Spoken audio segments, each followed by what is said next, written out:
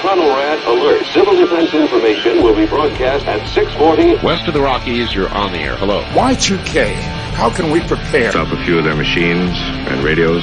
Throw them into darkness for a few hours. We are fighting for our lives. My family must survive. Oh, for 5 years. 1,000 gallons of gas, air filtration, water filtration.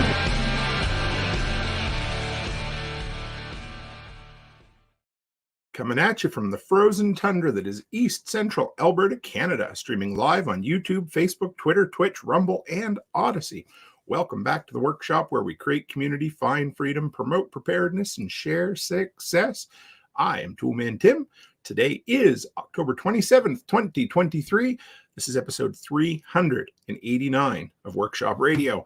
This is the first of 3 Halloween-themed episodes, so if you are squeamish or easily afraid, turn the radio off right now. Walk away. Don't come back until November 1st when it's safe to put up your Santa decorations. But if you're here for the long haul and you want to hear all about what scares the shit out of us, then hang around in a few minutes. So let's get the announcements out of the way real quick. Number 1, Two Chicks Homestead /Homestead Ham Radio. It should be over on Twitter. Chris Dixon says it's not Twitter anymore. I do have it showing as live over on Twitter, so we'll leave it at that, and I'll get the announcements out of the way. If it frigs up, we'll go from there. Two Chicks Homestead Ham Radio. Nate and Aaron, they're awesome. They are doing great things. They were good enough and gracious enough to have the workshop get together in Illinois for us this year. And Nate is just kicking ass and taking names with his Homestead Radio. So if you're Homestead Ham Radio, if you're looking to get set up with ham radio gear and you're looking to kind of have a turnkey operation with a dude that you can pick his brain a little bit, and he'll be the first one to say that he doesn't know everything, but he knows how to find out everything. So give him some support. And from there, it took us a while to come up with the proper name for our Halloween-themed, supernatural, whatever you want to call it, episode. But I'm pretty happy with what came out of the hive mind that is the Telegram group. So between Amy and Letty Lou, we came up with Ghoulman Tim's Workshop of Horrors. And I thought that was pretty damn good, actually. We tried for a while. I wanted it to emulate the old Art Bell Ghost to Ghost episodes he would do, but I didn't want to copy it. So Sunday evening, 7 p.m. Mountain Time, I'm going to have a lot of supernatural, unexplained stories that I'm going to share with you that I've pulled from different places all over the internet. But more than that, I want to get stuff from you. So this is where you come in. If you're not going to be around to come on live, send me some stories. So you can type them up. You can send me audio. Tracy's really excited because I know she has some stories. I know Backwoods Butcher has some stories, and I'd love to hear them. Everything's fair game as long as it's a true story to the best of your knowledge. Let's leave it at that. So it's going to be fun. It can be, what are we looking at? Oh my goodness. We can have Mothman. We can have the Yeti. We can have Bigfoot. We can have aliens. We can have unexplained. We can have ghosts. All of the above or none of the above at all. It'll be fun. I'm looking forward to it. I want to make it a yearly tradition in the workshop because, hey, it's fun to celebrate the holidays. And with that, we're going to do the King of the Hill holiday special again this year. But this year we're doing voices. And I believe we're still looking for a Hank and a grumpy computer salesman. So if anybody's interested in doing one of those 2 parts, I'd love to get you signed up, and there's really not much work to it. All right, with that, Rob and Tracey. Last time I saw you, you were boyfriend and girlfriend. Are you allowed to call us that when we're adults? And then I guess Rob kind of, let the secret out of the bag early that things were going to happen. And then you guys were gracious enough to invite us to your special day, which we couldn't make it to, but we do appreciate it. So how is married life treating you? Because you've been married for what, 48 hours now? Oh, sorry. I got you. Hang on. There you go. Let's try that all again. How's married life treating you guys? It's great. That's the right answer, Rob. You're doing well. How'd the wedding go? It was good. It was pretty much perfect, which never happens. So I was a little shocked, but I even got like thunder and lightning and rain for about 5 seconds. It was cake. But was not so in good. The times when you didn't want the rain. Yeah, it was like it rained like right after everybody was done, and then only rained for like 2 minutes, and then it was done, and then it was great. So Alanis Morissette wouldn't have been upset with rain on her wedding day then? No, apparently it's good luck. I was told by a couple people, so yeah. Excellent. Well, you guys are a match made in, can we say hell for Halloween? Because I think you'd appreciate that more than a match made in heaven anyway, wouldn't you? Yeah, see, Rob's like, yeah, I like that. Rob and I were talking earlier. We've been, I think the genesis for this show came out of Thrivalist Fair, I believe, is when we first started talking about it, because we all mentioned that we were kind of digging horror films, and I thought, hey, this would be one hell of a time to have you guys to come on. And Rob's like, yeah, we'll put together a couple of notes, and he sends me 75 pages of single-spaced notes, and I'm like, dude, I said, you realize this is going to be a show, and no, but it's great because you guys are more prepared than anybody I think I've ever had on the show. So with that, I definitely led you off into some bad territory there, didn't I? High expectations now. That's all right. So we'll work our way through. Do you have the notes with you, or do you want me to work through them with me? On my end as well. Cool. Just so we kind of stay on the same page. But so anybody out there, you can feel free to ask questions. You can throw in the comments as we go along if you agree or disagree with Rob and Tracey. There's some questions. Or Tim. Because his movie. Well, guys, it was nice. Everybody say goodnight to Becky. It was nice to have her for a little while. I am going to put in here, I did get a text message the other day from U.S.A. Yes, yeah. And he said, just so you know, Tim is funny, even if he can't pick good movies. Oh, my God. And that's exactly what he said. Just so you know. I thought I liked U.S.A, but we'll go with it. I think he was good. He told me he was going to tell you that too, but not the movie part, of course. So see, this is what I get, guys. I come home, I'm gone for 5 weeks. You think my wife would be excited to see me, and all she wants to do is bust my balls more, right? So that just means you get double time. Yeah, that's true. To make up for lost time. Yeah, exactly. You know, you got 5 weeks of busting to do. Yeah, well, you've had what, 17 years at this point, or what's it been? I don't know. I don't know. Yeah, too many. I mean, not enough. That's what I meant. So, you guys wanted to talk about gore level because I'd say we've been pretty big gore fans over the years, haven't we? Oh yeah, and I've seen some pretty gory ones that like it's one of those gore movies that it like imprints on your brain and you can never get some of those out of there, right? And you're just like, yeah. Do you know, I'm going to throw it out here, guys. I'm going to ask you about your gore level, but there's actually some movies that have kind of rocked me a little more to the core over the years for their violence that wouldn't be considered horror movies that maybe I should get those out of the way right now. But you guys ever seen The Grey with Liam Neeson? Yes, that was one that popped up. I almost put it on there. Did you? Okay. The wolves. Yeah. Do you remember a scene? I don't know why certain ones stick with you. Do you remember the scene where the young guy dies in the plane seat and Liam Neeson is there talking to the dude as he's like struggling to breathe and talking about his mother and stuff like that? Mm-hmm. Yeah. Yeah. Tracy's like, nope, get the hell out. I'm good. That's too real for me. I would classify that as one of my categories that we'll get to later on. It's probably like a psychological horror. You know what? Then I'll shut up and let's move on. So no. Dude, So what's when you let a Virgo and a Libra take things over. So what's your gore level? What is that's your first question on a scale of 1 to 5. So apparently you've got 1 being The Others or Lights Out. You like The Others? Remember that was a good one. Yeah. To 5 be Evil Dead Rise. Loved it. So were you both horror fans before you got together? Tracy definitely more so than I, and then she kind of allowed me to I grew up in this life. my own with it. Yeah.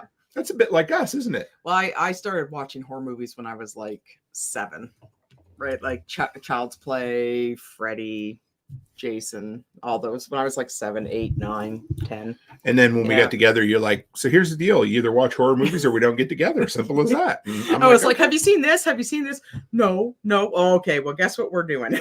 Well, between that and obscure 80s films, I would think we could spend the rest of our married life watching movies I haven't seen. Oh, yeah. I watch a whole bunch of 80s movies. So where's your comfort level with gory horror and that kind of stuff, guys? So me, I don't like super gory. Like I'm like a 3 or a 4. Like I want to enjoy the movie and not try and like be extremely grossed out. So I'm a little more mild than I think Tracy is. my first I watched. My mom didn't make me. My mom was watching The Shining when I was like 5, and I was and then she just casually left the room to see what would happen. So that was my first experience with horror movies. So it's been a while, so I'm a little desensitized. So as long as it doesn't involve eyeballs or fingernails, I'm fine. For some reason, those two things, no go. No. Oh yeah, there is a channel that I watch quite a bit. What's his So Bad It's Good, the movies, and they watch a lot of stuff from the 80s, really cheesy stuff, and they just watch it, make fun of it. But they've been doing a lot of horror stuff, and even on their Patreon, there's some stuff they have to blank out. It's been that bad, and it's like, oh yeah, and there was some eyeball stuff. So I was like, okay, all right, yep. Or anything where I very vividly where somebody's being dragged and their fingernails will break. Oh, yeah.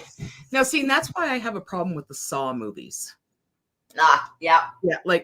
I seen the first one, and I was like, okay, I can take it.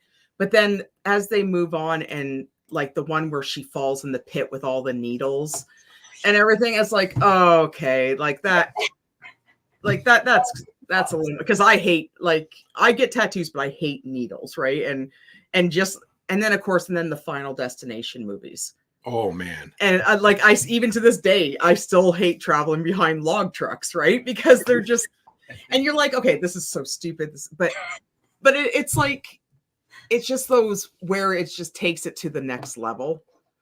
And I know with with the gore and stuff, it's different type of gore that I find bothers me. It all depends whether or not if it's really, really gross, or if it's just uncomfortable gross, right? So it's well, for example, have you guys seen a Siberian film? No, that I've never seen. That is very, very uncomfortable gross. On purpose, right? On purpose. Yeah. So if it's something that it's basically one of those movies where you watch and then you're like, okay, why am I actually watching this? And then you have to keep watching it because you need to know what's going to happen. But then as you're watching it, you get more and more and more uncomfortable as the movie goes on.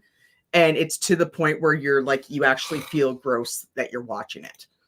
So it's but you kept watching it. Well, because you have to know what happens, right? Yeah. But it's a very disturbing, gross movie. But I'd say, my scale, I'm probably 5.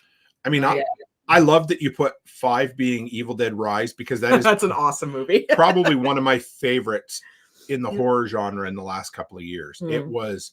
We watched that when we got snowstormed in Minot in April. We're like, hey, let's go to the theaters. That was playing, and it was such a riot. That movie was so much fun. The wood chipper, that was incredible. Oh my god! Yeah. I just want to get up and cheer. I'm like, yeah. It's Sorry, Rob. The new Evil Dead movies are so good. They're so good. Oh yeah. Oh, and the remake Evil Dead from 7-8 years ago. That one, you remember? There was where she slices her tongue in half. Knife. Oh my god! Yep. But even in the new one, when she pulls her scalp off, it's because it's because could that really happen? And then you feel you're that would hurt so bad, right? I should have said tonight's episode is rated NC-17, folks, just in case you have. Wow, anyone can't take that. Well, if you know the movie. When you were talking about feeling gross about horror movies, I feel the same way about Human Centipede, yet I've seen all 3 of them. So that's what a Siberian film is in the same type of category. Okay, that's what I was wondering. I find Human Centipede is about here, where a Siberian film is here. Oh. So if you're I don't want to encourage anybody to watch it, but it was banned in a lot of countries because it's very, very inappropriate and it's very, very gross. So, but it'll make you very, very uncomfortable. Yeah, but Human Centipede is. Oh my god! The second one was so gross. All I can tell you is, if you haven't seen it, don't watch it. The third one, I laughed the entire time through the third one.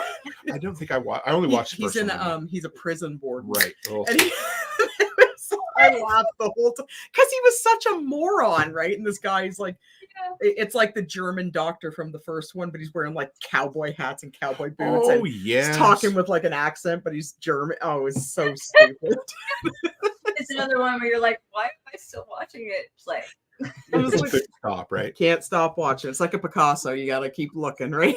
And like I said, if you haven't seen Human Centipede, just the name says it all. Really, truly, that's it. It's it doesn't disappoint on its well, premise. The first one was original. Like it was still gross, but at least it was original. And the second one, I don't even know how they came up with that one because the second one was based on a guy who was a fan of the doctor from the first one, and that one was disgusting. It was the worst one. Oh yeah, it was. Yeah. So you guys got 3 levels of horror. You got gross out. So it says gross out, horror, or terror. Is that right? That's just something that's according to Stephen King. Okay. There's some bigger Stephen King fans here that probably know a little more about that. But I think you mentioned before, like the final level terror is like when you don't even show the monster, the buildup and everything is just so huge that your mind creates this absolute terror for you. To only be let down half the time. Yes. Right? You're always let down. I think A Quiet Place did. Okay. A Quiet Place was good. That was a good one. Yeah. And did you have signs on your list anywhere tonight? I don't think we put signs. But we did mention it. We were talking about it. Okay, because that is probably the quintessential. Don't show the monster and scare the living daylights out of you until the end. Now, I will say the final scene was a little bit cheesy because the effects were kind of wonky, but the first 98% of the film is a masterclass in how, like not to show. Because it was Alfred Hitchcock. He always used to say as well that the monster you don't see is scarier than the monster you do. And I think that goes along with Stephen King, because I'm pretty sure that dude would know a little bit about horror, wouldn't he? Yeah, just a little bit. Do we have, I just want to make sure I don't want to jump over. Yeah. So how about your favorite Stephen King film then? Since I don't see anything do we have a list for Stephen King? I don't see it. No, this is kind of our jumping off point for Stephen King. We'll get him out of the way first and foremost. So I'm a little biased though, because Stephen King is my favorite author. So when it comes to like movies, I don't generally try to watch anything that's like based on his books because I'm afraid they're going to be ruined. Do you have a favorite one?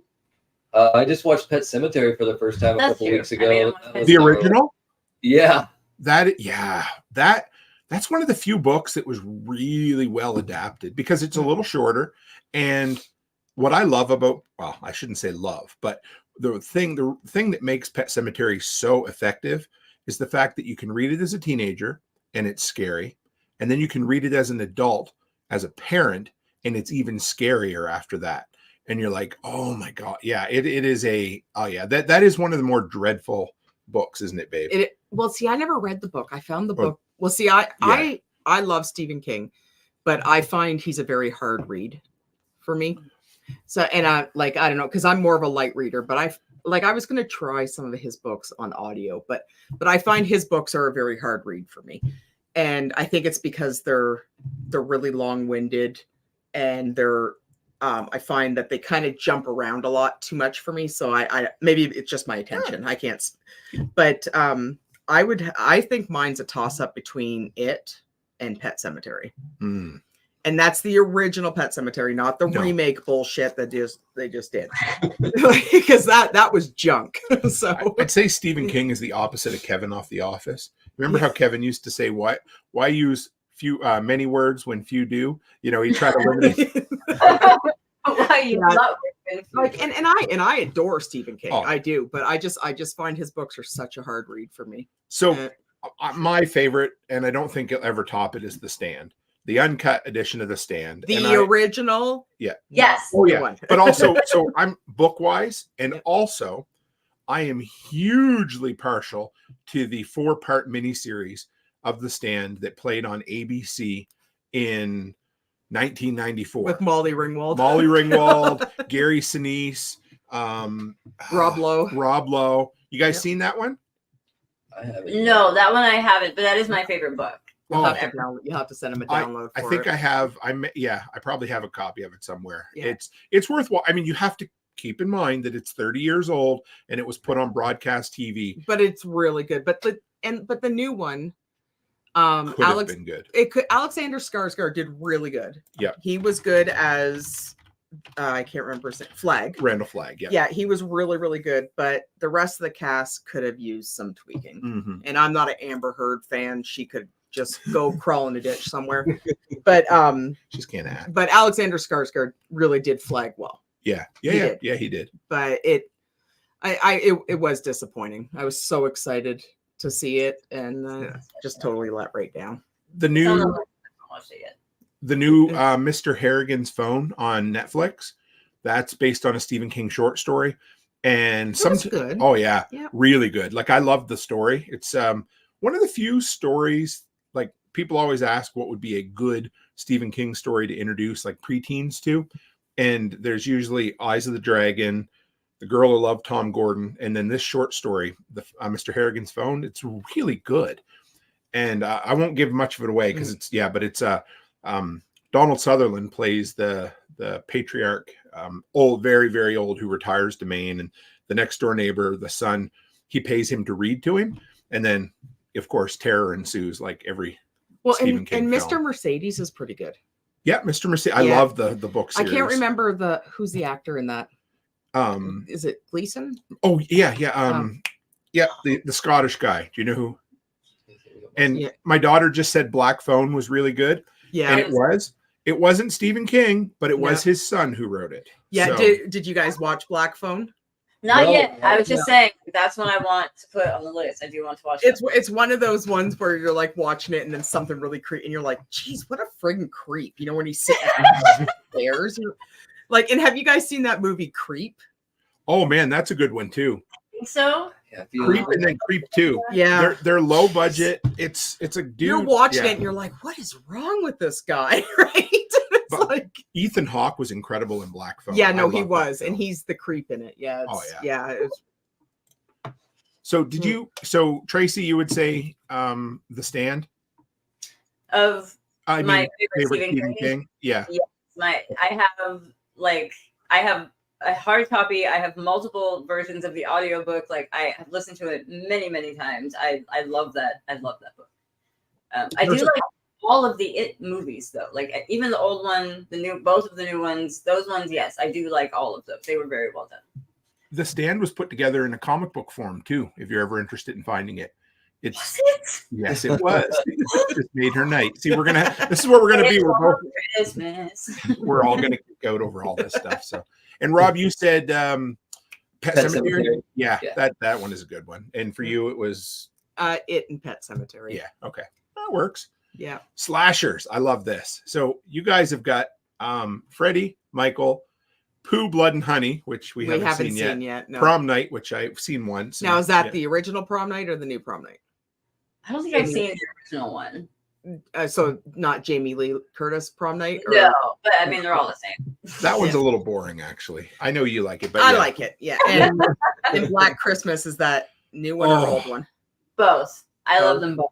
Now I found the original creeps me out way more than the new one. Hold on. True. Yeah. We need to talk about which new one we're talking about because the latest one that just came out a year ago there was is a newer pure one. and utter horseshit. Like, I mean, it was worse than that. Yeah. I didn't know there was a new one. I know, don't bother. But the remake from 8-10 years ago I really liked it. It was okay, but it wasn't the original. No. And for the Canadians who are out there, the original Black Christmas is a Canadian film, which is kind of cool because there's not a lot of good horror that comes out of Canada. Not a lot of good films in general, really. But all right. So Freddie or Michael, which one is it? Miss Jason. Like I'm sorry, Freddie, Jason, or Michael. Which one? Out of those three, Yes. Freddie? Mine's Freddie. Yeah. I like the whole thing. I'm going to go with Jason. I am a Friday the 13th dude. I love him. I think he's hilarious. I like just the way I don't know. He just always walks forward and choppy. I love the formula of the 13 films. I just love them. Well, but Jason and Michael, they're so stupid. Like I appreciate them, I do, but at least Freddy's entertaining. So right? I'm going to put it out there. I don't even think Halloween should be in the same category as Freddy and Jason. I like it, and I'm sure there's going to be people that are going to be like, I'm going to stab you for saying this, Tim. But I just find them boring as hell. They're okay, you know, but yeah, I mean. Well, the original Halloween with Jamie Lee Curtis, Yeah. it was good. But like I said though, like, because Jason and Michael, they never talk. Like, I know Jason does this whole kill, right? But at least with Freddy, before he always has like those one-liners, right? Like, you know, in Freddy 4 when he goes, "Welcome to prime time, bitch," and he puts her through a TV. Right? Yeah. And it's like, but he always has like those character lines, and it's like at least you're getting a little bit of comedic relief out of it, right? And it's like I will say that the Freddy Krueger movies are objectively better than Friday the 13th. They're so funny. They are, but I have a soft spot for Jason and his original kills, and I love when I think when a film finds its formula and doesn't stop, it just keeps doing it over. I love it. The only thing I wish is that Jason Takes Manhattan was better. Oh, that was awful. You guys ever seen that one? No. I can't get past a title like that. Well, it's okay. It's so corny. There's about 6 minutes in that film that are pure gold. When he goes to 1980s New York City. So the entire movie is Jason Takes Manhattan. But what it really is Jason rides on some random boat on a river from Jersey to New York for 93 minutes and spends the final 4 minutes in New York City. Yeah. Oh, I know. It's true, yeah. And on the boat doesn't sound as catchy. It's horrible. It's such an awful film. But what makes up for it is Jason walking through Times Square, punching a dude's head off, like all the cool stuff. Yeah, he like boxes him, and he punches him hard enough the head goes flying. You want to? I can't punch somebody's head off. Come on. The guy was tired. I mean, he punched himself out, right? So, but it was but it was a horrible movie. But the 10 minutes, well, and then some of New York City was actually filmed in Vancouver, so that looks horrible too. But yeah. Well, and Freddy versus Jason was good. Yes, like that.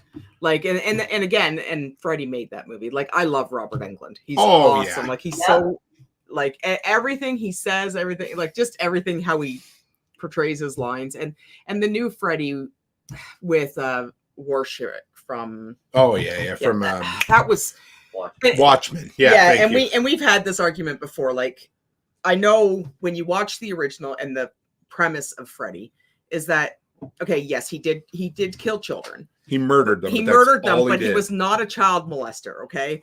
And the new one make him out to be some sort of child molester creep. And you know, like, he wasn't. I understand. He wasn't a child molester, and they made this whole story about it. And it's like, that's not what Freddy was, right? Like, he killed children, but he wasn't that type. And why did they have to go there? You know what I mean? Like.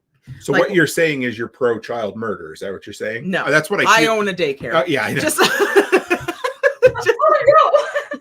No, but he was. I understand. But you know how they balls. made him out to be a child molester so that they could build this story, and it's like it just ruined the whole atmosphere about it, you know, because like you want to be able to enjoy Freddy's reactions and how he talks and everything like that, and then I find that you're looking different at Robert Englund as Freddy, because he wasn't like that, right? It's easy to root for a murderer, in a movie, but it's a lot. You're not going to root for the other thing. You know what I'm saying? So you're not going to root for a pedophile. Very true. Right. So it's like I didn't like how they tried to build that story up like that. I didn't. It. I don't know. It did them wrong. Anyway, I just like. So I see you guys have 31 on here, which is probably a film a lot of people 31. Don't remember. Have we seen that one? That is the Rob Zombie film that takes place at an amusement park or whatever. Yes. Okay. And as far as we know, that's one of the only ones where Sherry Moon Zombie actually plays the victim instead of like the psycho. Really? And I personally think she's a terrible actress. So like I was Thank really you. Like, root her this time. Woo! But she doesn't get it. No, I know she lived, of course, but still. Of course she does. She's not trying to be like the crazy girl. Oh God. She's a horrible actress. And so bad. But I really do I have a very soft spot for Rob Zombie films. And I noticed you guys had a couple at least on this list. So let's talk about the Rob Zombie Halloween film. because I'm going to say it's my favorite Halloween film, the first one. His second one was not very good, but I really, really liked his dark and gritty, and I guess we'll call it hillbilly version of Halloween. I think it would have been good if she wasn't in it. Well, sure. No, I don't like her at all. Like everything she portrays is like, you're okay. Well, for starters, you're probably fit. Like, what is she? Close to 50. Oh, I bet you she acts like she's 20, but can't act to save her life. And it's like, okay, so you're acting younger, but you can't act even in the role. And then all of a sudden, and she never dies in any of the movies. It's like, just kill her off. Like I can't stand her. I can't. Have either of you guys watched his Munsters film by chance? God, no. No, Me I've either. got no interest either. No, I don't know what's happened to the poor guy. I don't know if it's kind of what happens with a lot of directors, but they have early success and then they start kind of believing their own bullshit, and people don't like. I don't know. It happened. Do you remember? Well, M. Night Shyamalan is just like sure. perfect. He came back around for a few of these films, and I know like one. Yeah. Oh no, I would say more than that. Which one? So Glass was really good, or no, not Glass. Glass wasn't good. The one before Glass. Split was really, really good. Okay. The recent one I really liked with Dave Bautista, The End of the World Cabin. Okay, I'll give you that one. But... And there was one, and then there was The Visit. That was really good too. It was the old was not good. No, the old was horrible, and was Glass was horrible as well. Glass was horrible, yeah. But have you seen The Visit? I just didn't realize that was his movie, but yeah, I've seen that one. Oh, I like that one. That creepy when she's under the deck. I'm gonna get you. Oh, I love that. Creepy old lady. It's just yeah. For some reason, that one in particular just like gives me goosebumps. And I'm like, oh god, okay. Oh. Yeah, you're watching. You're like, how can this lady move that quick? But it had, it played in. I mean, it's old enough. I don't want to completely spoil the film, but it played in with some mental or some cognitive issues on top of some criminal issues, which was kind of cool. I like that. It had a good ending. It was, yeah. But he still hasn't redeemed himself fully. I don't think. Oh no. I don't think he'll ever make. So I'm just going to put it out there. Signs is his best film. Anybody else want to? Okay. Yeah. I agree.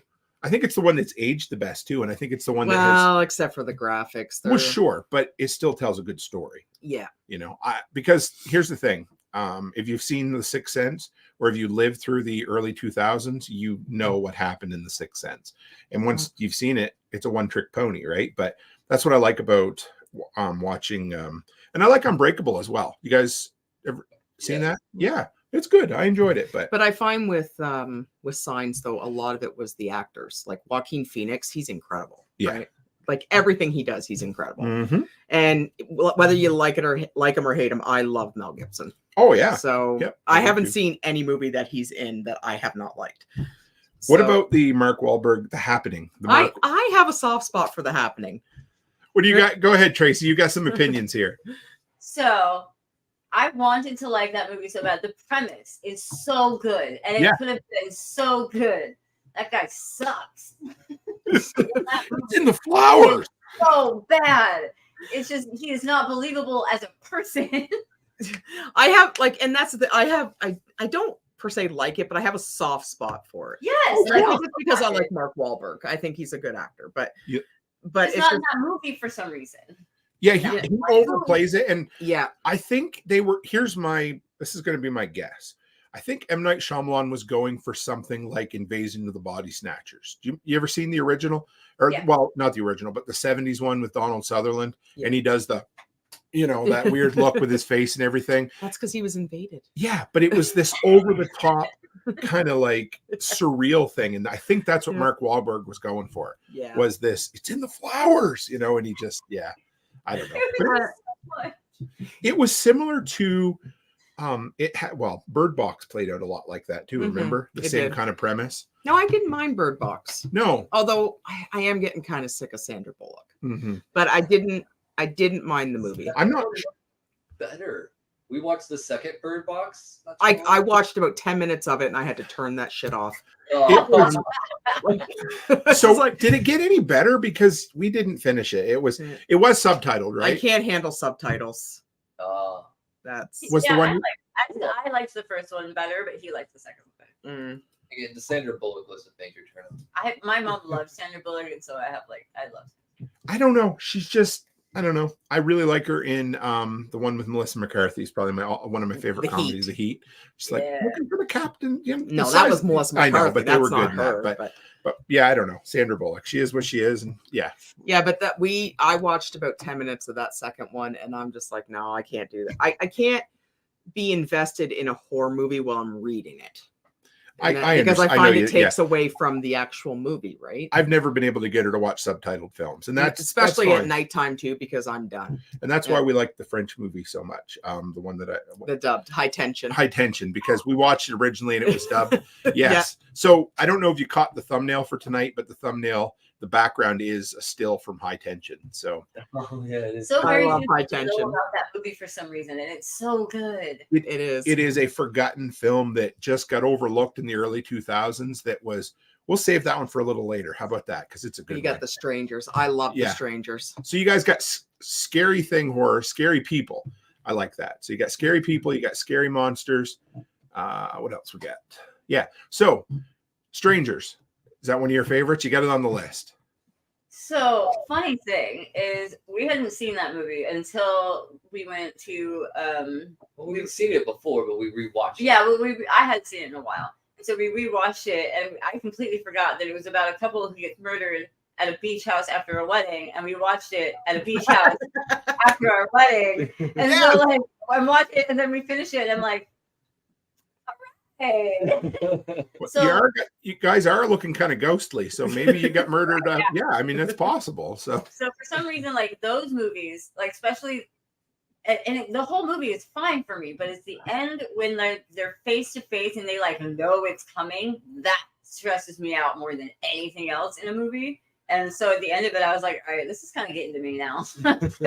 Okay. I grew up on a lot of 90s indie films, and I really like small films, like claustrophobic style films, where everything, like the original Night of the Living Dead, where everything takes place in one house. And that's what I like about Strangers. It's like, you're stuck in here. What do you do? How do you deal with it?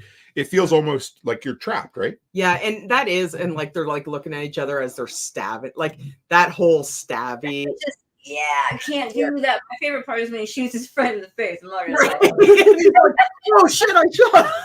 I forgot about this film because it is good. You know? No, it is, and actually, and I'm not a huge Liv Tyler fan, but I think that's one of the movies I can handle her in when she's not doing her baby voice. I was a big fan of Liv Tyler in the 90s, but I was a 14-year-old boy, so that's a different story. But every movie she acts in. I know she's not a very good actress. No, like she talks normal when you watch her in interviews, but when she acts, she turns on this voice and you're just like, what are you doing? Like, why do you try to sound like you're 8 years old, right? And it's like, and I can't handle and it's just, and she only does it when she's acting. So I don't know. We got a question from Digger in the audience there. Anybody seen Phantasm from 1979? I probably have. By the look of everybody, I don't know if I have. I got to look it up here, guys. Sometimes I'm better with just looking at the mood, like the title. Yeah. So no, I haven't seen it. It is. Bring it up. Yeah. Hang on. Let's see. We can share the screen. I think share screen. Oh no, guess not. Here, hang on. Let's. Everybody who's seen it here. Look like when he's old, guys. Oh. I do love 70s horror. There's a lot of good stuff in there. I don't think I've seen that one. Yeah, no, I have not. Bill Thornby. While having sex in a cemetery, Tommy is stabbed by a woman who is actually the tall man, the Morningside mortician in another form. Interesting. No, I have not, but we'll have to watch it. I'm always looking for good. Yeah, I love 70s horrors there. Oh yeah. Like the Omen and all that. And there was, you know what we never even got on this list tonight is like apocalyptic films for the most part, and they're their own form of horror. And some of the stuff out of the 70s and early 80s is incredibly creepy. What's the name of that one? Threads.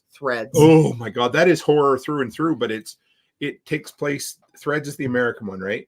Takes place in a small Kansas City town after a full-on nuclear. No, it's over in England. Oh, Threads. Okay. Yeah. Oh, the day The Day the World Stood Still, I think is the Yeah. American. There's two that come out at the same Yeah, time. Threads. It's like a nuclear after a nuclear attack, Yeah. like during a nuclear attack and then after.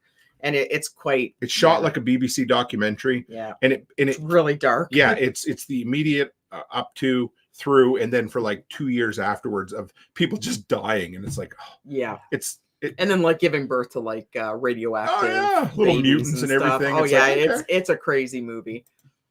It's crazy. What about when you said, oh shoot, I lost it. There was a few other end of the world movies there, but we'll come back to them. How about you got Insidious, Sinister, Scary Kids. Oh, Scary Kids. Sorry, that's the title. Insidious, Sinister, and The Boy. Tracy's laughing. So do you have a soft spot for them too? I love scary children. Freak me out. Probably like if it goes in like hierarchy. I love demon movies and then creepy freaking children and then the rest of them. It probably goes back to your first experience with The Shining. Oh man, yeah, probably because I was a creepy child. That is. Oh, there were three. Yeah, you had the creepy twins, children and then you that had the would be. boy. Do you ever hear that Stephen King doesn't like the Shining film? Really? He hates it. He thinks that he hated it so much that he wrote a TV. What do they call that? A teleplay for TV, and they made it into another movie because he hated it so much. Ooh, I'm gonna have to find that now. Yeah, but apparently it sucks donkey balls. Like yeah. But I mean, Stanley Kubrick was a genius, and Stephen King just didn't like the liberties that Kubrick took with the story. But I think he interpreted the spirit of the film and the book, But Yeah, if you are looking for an audiobook, that's a good audiobook. I have that one on Audible. you'd probably, Shining is good. The book is better than the movie. Oh, and not going to spoil it, even though it's 40 some years old, but completely different ending too, which is kind of cool. So, and I think that's what pissed him off the most was the change in the ending. But the boy, that's the one with Maggie off of. That's. Oh yeah, no, that's the first one. There's a second one too. Yeah, I haven't seen the second one.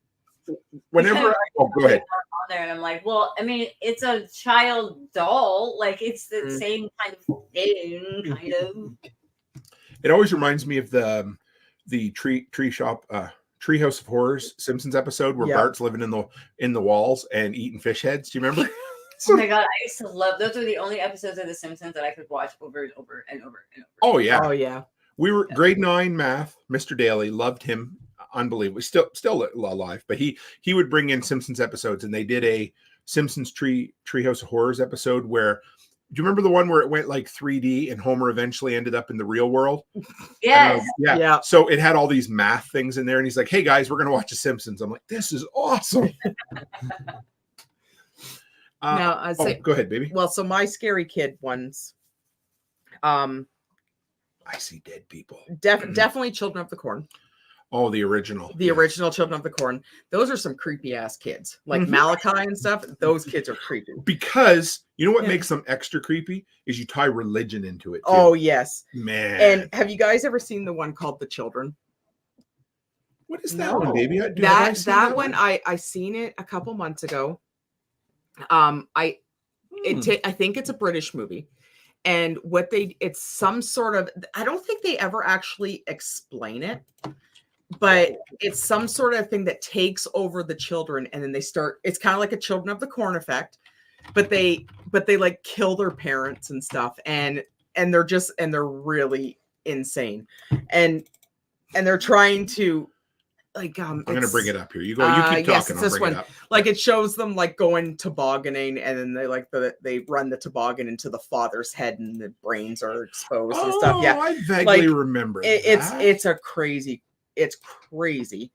And then I remember when I was a kid, my grandmother had this huge collection of VHS movies.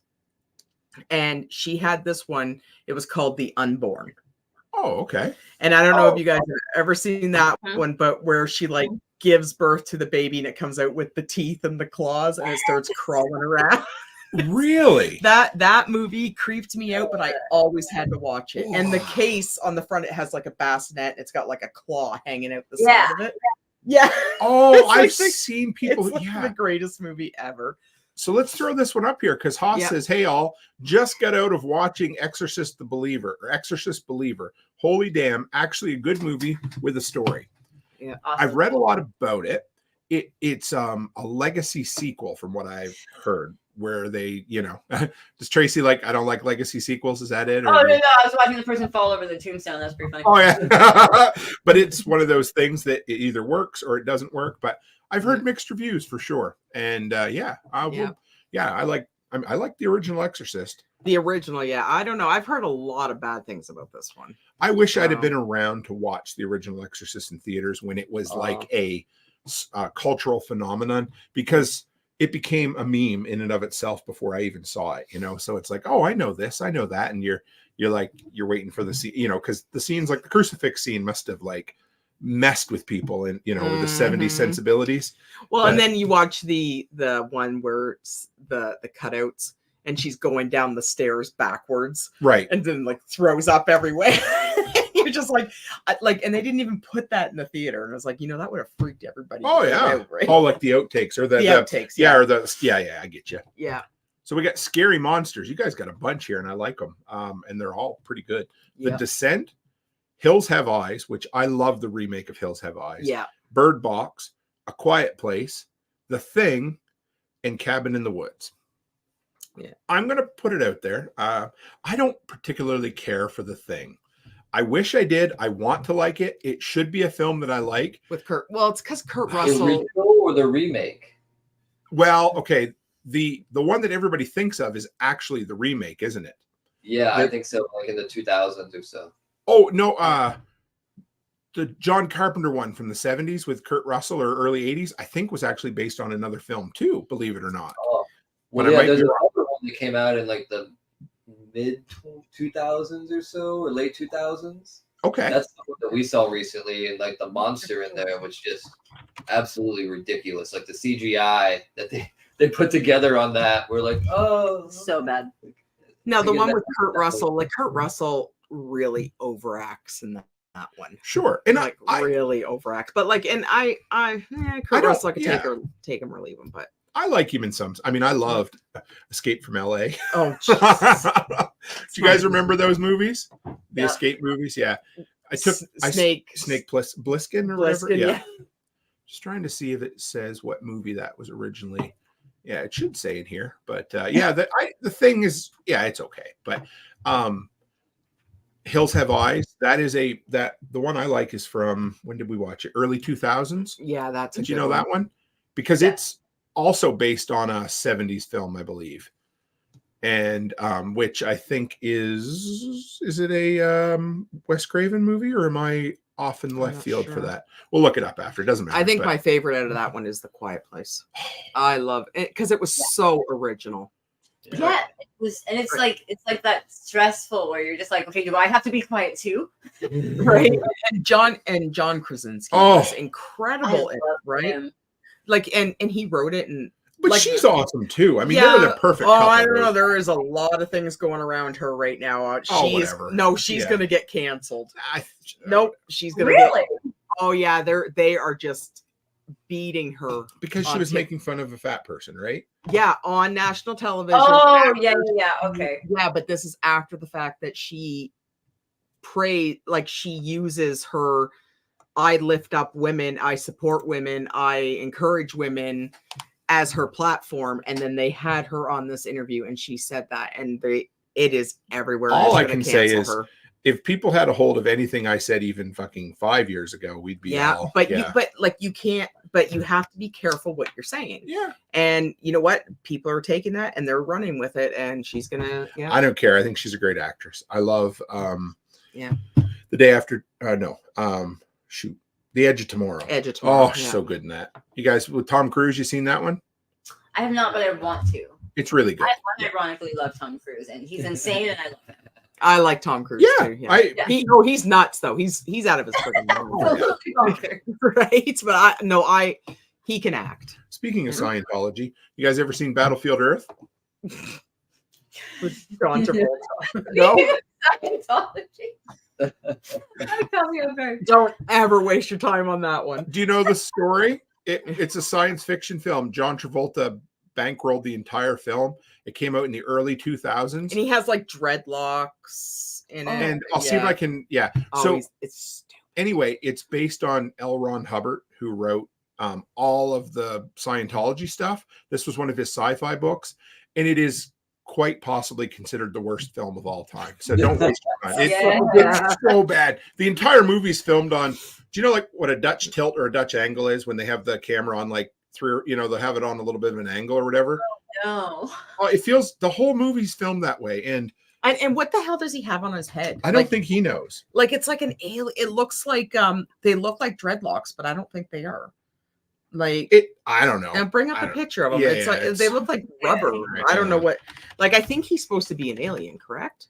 Yeah. I don't know. Whatever. Forrest Whitaker's I don't know. And he's got like this great big huge. It was so bad. beard Let's see if I can and stuff. find Yeah, a good picture here. Let's bring it back up. Yeah, right here. Okay, hang on. We'll bring. Yeah, it's there's something it wrong is with so bad, and it really is as bad as it comes. All right, Battlefield Earth. Here we go. So for those who haven't seen it, here's a picture of. Okay, that's what I thought. That's the picture I have in my head, but I definitely have not seen it. It's like a picture. So he's got to be an alien because he's got a pointed head and stuff, right? It looks like a cone head. Yeah, I don't know. Yeah. He looks like a cross between a Klingon and a hippie, I think, is what he looks like. It's awful. He is, yeah. Oh, gross. Yeah. Anyway, let's hide that one for now. All right. So yeah. Horrible. He was an alien. He was an alien digger. Horrible film. Yeah, it was horrible. It was so bad. I remember we watched it just after I got out of university, my buddy Anthony and I, and we sat down and we tried to get drunk watching it, and we couldn't even enjoy it drunk. So it was that bad. Yeah. But awful. Anyway, so did we do Scary Kids, Insidious? Yeah, we did that. We're talking about monsters. Bird Box. We talked about that a little bit. It's good. I didn't mind it. I've watched it a couple times. It's rewatchable. And okay, The Hills Have Eyes. We did. Cabin in the Woods. Let's talk about Cabin in the Woods, guys. You got that on your list. That's his favorite horror movie, I think. Is it your favorite, Rob? I thought you really liked that Your one. pick. I mean, I put it on there, because I think it's great as a concept.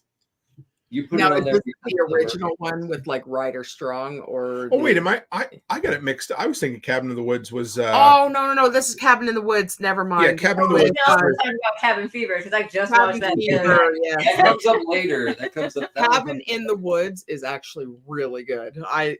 It's good. It is, and it's original. Yes. When Thor, what's his name? Chris Hemsworth. When he drives into the. I'm gonna jump it with my motorcycle. Oh, it's so good. And he hits it so hard, and then you see him blah, blah, blah, blah, blah. Yeah, and you see him cartwheel. I love that. My favorite part is the end where, just the irony of him getting eaten by the merman. I'm like, yeah. Oh yeah, because he's always I love. There's that meme online where they show the picture of the whiteboard with all the different aliens and different things, and they always said they thought about making other movies, but I mean, it's such a good all by itself movie. Well, and we talked about it too. We're just like. Because I think at the end, when you're watching it, it's one of those movies where you're like you're actually cheering for them to kill those two people, right? Yep. Because you don't want them to die, but you're just like, but then you can hear the world collapsing, and you're like, just kill them, you know, right? and then they kill Sigourney Weaver, and you're just like, oh, now the whole world's gonna. And now you're going to die anyway. You get to live for a couple extra seconds, but the whole world's like, fuck that. We'll burn it all down. Right. I was watching, and I think that's the one horror movie I've watched where I was like, I was hoping they would have killed the two of them. There's sometimes when the characters are so annoying, you want them to die. Well, that one guy, he reminded me of Shaggy from Scooby-Doo. Yeah. Yep. Yeah, I wanted him to die in the worst way. He was so annoying. But yeah, he was like a more R-rated version of Shaggy in Cabin in the Woods. Oh yeah. What do we got? Vampires, which is kind of cool. Because I don't know. When I think vampires, I usually think of Twilight. I love Twilight. I do immediately too.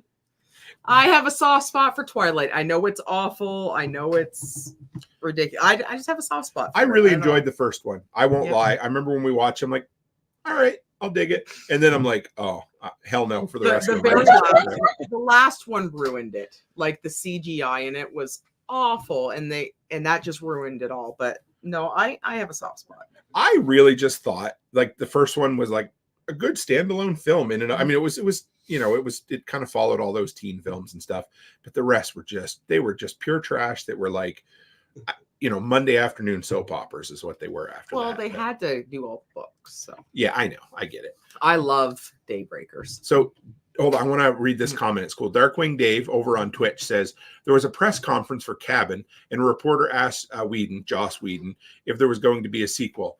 Silence. Whedon replies, "You did watch the movie, right?" I like that. That's really good. Yeah, everybody dies. Yeah. So Yeah, everybody dies in the end. Spoiler alert. But yeah. Yeah. You did watch the movie. Rachel says Stoner Dude in Cabin in the Woods was funny. So yeah. Yeah. I don't know if it was Rachel, but there was somebody one night when we did the show. Remember we were talking about horror films and we mentioned Cabin in the Woods. Somebody went and watched it a couple of days later out of the workshop community and absolutely loved it. I don't know if it was Rachel or somebody else, but it's because it's original. Oh yeah, like, it is. I love those original horror movies. I mean, it's Joss Whedon who did Buffy too. You know, he did Buffy and he did the original Avengers film, and then he got canceled like so many other people. And you know, yeah. All right, there's at least 2 on here we haven't seen. So we got Vampire, which is Daybreakers. You like that? I love Daybreakers. That's my favorite vampire movie is Daybreakers. Really? And that's with Ethan Hawke, right? Yeah. I just don't like that one. Oh, I love it. I love it at the end when they all start turning human and they're just like killing each other. And you're like, this is so like, what are you doing? They're just like all just eating each other. And you're like, yeah, okay. The whole point of turning human is that you stop doing that, right? And, oh yeah, it had William Dafoe in it too. And it's like, no, I really like that one. I like 30 Days a Night. I wanted to see if I could bring that. The one where they takes place way up north in Alaska or somewhere. Is that the one with what's his face in it? Josh Hartnett. It is. Yeah. And Melissa Jory. Yeah. I mean, I'll forgive that it has Josh Hartnett in it because the dude can't act as much. I don't know how he became an actor. I only remember it because it was amongst his hype. Yeah. Oh yeah. It was like, I remember there was a quote with Tom Hanks one day, and he said Tom Hanks felt like he was the last of his generation of classically trained actors. And he said after that, everybody coming after him got their start on Colgate commercials. And whenever he said that, I always thought of Josh Hartnett for some reason. I'm like, yeah, he got started on toothpaste commercials, but yeah, he's not horrible. Yeah. Oh no. Yeah. So I've seen worse. You guys have Blade, specifically Blade 3. Now I got to ask, who in the hell prefers Blade 3? Because that's Ryan Reynolds and Jessica motherfucking Biel. Who you could put her inside. Yes, specifically because I love Triple H and because the phrase "cock juggling thundercunt" is like my favorite thing that has ever been said in a movie. And like I love that movie. And I love Ryan Reynolds say that one. Yes. Yeah. It sounds like something he'd say. Oh yeah. Poor Jessica Biel, because I mean, you could put her inside of an all paper bag, wet it down with a hose, and she still couldn't act her way out of it. Like I agree. Did you ever hear the story about the first Blade, where he wouldn't open his eyes? About how hard he was to work with Wesley Snipes, and when they bring him out in the morgue table, he was pissed off at the director, and he refused to open his eyes for the film. CGI'd his eyes on him because he refused to open them. Well, they were filmed. That's how difficult he was. And I'm surprised they let him in for 2 and 3 because they said he was so difficult to work with. I heard that in number 3, I could be wrong about this, but Ryan Reynolds and Jessica Biel couldn't talk to him directly. Mm-hmm. I think they had to either like talk to the director or and then he thinks his shit don't stink. Oh man, I'll tell you right now. And he's not like he doesn't do anything now, right? But he is so hard. Yeah, like but they said he was so hard to work with that he refused. He just laid there and refused to open his eyes. So Haas says Blade 1. I agree with you, Haas, on Blade 1. But there is I don't think I've seen the second one. They're remaking Blade now. They've cast a new Blade. It's going to be a Marvel thing. Marvel got the rights back to it because it was one of those Marvel characters that they sold off when they were going through bankruptcy. Blade? I can't remember who it was, but it'll be interesting. And Darkwing Dave says, "What do you think of Vampires with James Woods?" And is that John Carpenter's Vampires? Is that the one because you guys got JC Vampires on here? Is that the one that I thought of immediately, but I might be wrong. Let's see. I'm going to bring that up. Let's bring up because I think that is the one. So, because wasn't John Carpenter's? He said yes. Okay, John Carpenter's Vampires wasn't that the one he put out in the 2000? Nope, 98. And that's kind of the one where people are like, I don't know if I've seen that one. I It's remember so good. watching it. This was, again, VHS days. So we used to hang around at our friend's house and we'd watch it on their couch with their little floor model TV. And yeah, I remember watching this one back then. But I remember being, so-so. Yeah, no, I honestly, I don't think I've seen that one. We'll have to go back and watch it. I mean, it's late 90s. Yeah. There it is. Marshella Ali from the Green Book. Is that? Okay. Yeah, I think. Okay. I might be wrong about that. If I am, somebody correct me in the comments, but I think that's who he is from. That was with Viggo Mortensen. Remember? Yeah, is he the piano player? Yeah, the main actor. Oh, I'm pretty sure. Yeah, he's kind of jeez. old for me. I was gonna say he'd be kind of old, wouldn't he? I hope I'm right about that. I'm pretty sure I am, but yeah, I don't. I got it. Yeah, I I'm think not sure. he's been in a lot of stuff lately. Yeah, but I think he'd be way too old. I don't know. Let's take a look and see here if we can see if there's supposed to be a new. They don't have it listed there yet, but yeah. Anyway, they got the Luke Cage as well. We never watched Luke Cage. No, I liked Jessica Jones the first season. That was about it. I liked that one, and the first season of the blind lawyer, Daredevil. That one was really good. But anyway, we're not here to talk about Marvel movies. No. What do we? Oh, Renfield. That's one we haven't seen. We haven't seen that one yet. Do it. It's so good. Is it? Well, Yeah. I was so excited when I seen it, and then because I went and seen that Batista movie, Shyamalan's movie, and they had that in the beginning, and then I went with you, Right. and that's like, oh, you got to see this, because then out of nowhere there comes Nicolas Cage. I was like, this is so great. He's They such could a not have picked a better person for that role. It was so good. I'm looking up. Yeah. Was that him in Green Book? I think it was. Yep, Yeah, Green Book. Yeah, yeah. that was him. So I wasn't wrong then. So I thought he'd be too old. he's for that. been he's going to be in. So there's a new horror movie, guys, coming out on Netflix. I'm going to bring this up to show you. I read the book recently. It was on a list of modern apocalyptic books to read or listen to. Why can't I get there? We go. And this one, it's got Ethan Hawke, and it has Julia Roberts and I seen Marshalla that. Yeah, I Ali. seen a preview for that. And it's it's different. It's like an even more unexplained version of the one we watched with M. Night Shyamalan. Yeah, so this one, Knock it this down. is supposed to be coming out soon, isn't it? Just late November or something. Yeah. But it's good. It's okay. I like the book. We'll see if the movie holds up to it or not. But yeah, I don't know. We'll see. Ghost films. Oh my. There you go. All right. There's actually there's a few in here that you guys mentioned. And I think love we all have those. we have some really good, very similar tastes here. So you know what? I'm gonna copy and paste these into the notes so people can see them. But I love all these ones. we've got Oculus, we have the Ouija, Ghost Ship, Talk to Me, and It Follows. It Follows is incredible. Like we watched that for the first time when it first came out, and that is the first ghost movie in years that actually gave me the creeps. Stuck with me for sure. Yeah. Like, and I think what part creeped me out the most is when they're leaving the house and that naked guy is standing on the roof and he's just staring at them. And it's like, it just like the way he's looking at him and the way he's just there, it just like creeps the shit out of you. And it's like, what? Like, it gave me goosebumps just watching it. And I'm just like, that is so creepy. It takes the Jason vibe to a whole nother level, because you remember how they always, in Friday the 13th, it was like, no matter how hard they or Halloween too, no matter how hard they tried to get away, you could run for 10 hours and you turn around and you'd be right around the corner. And that's what It Follows was like, except it was legitimately scary. Rachel, you need to see It Follows. Yes. Yeah, it's creepy. It creeped me out. I mean, let's put it this way. You guys put It Follows and Talk to Me.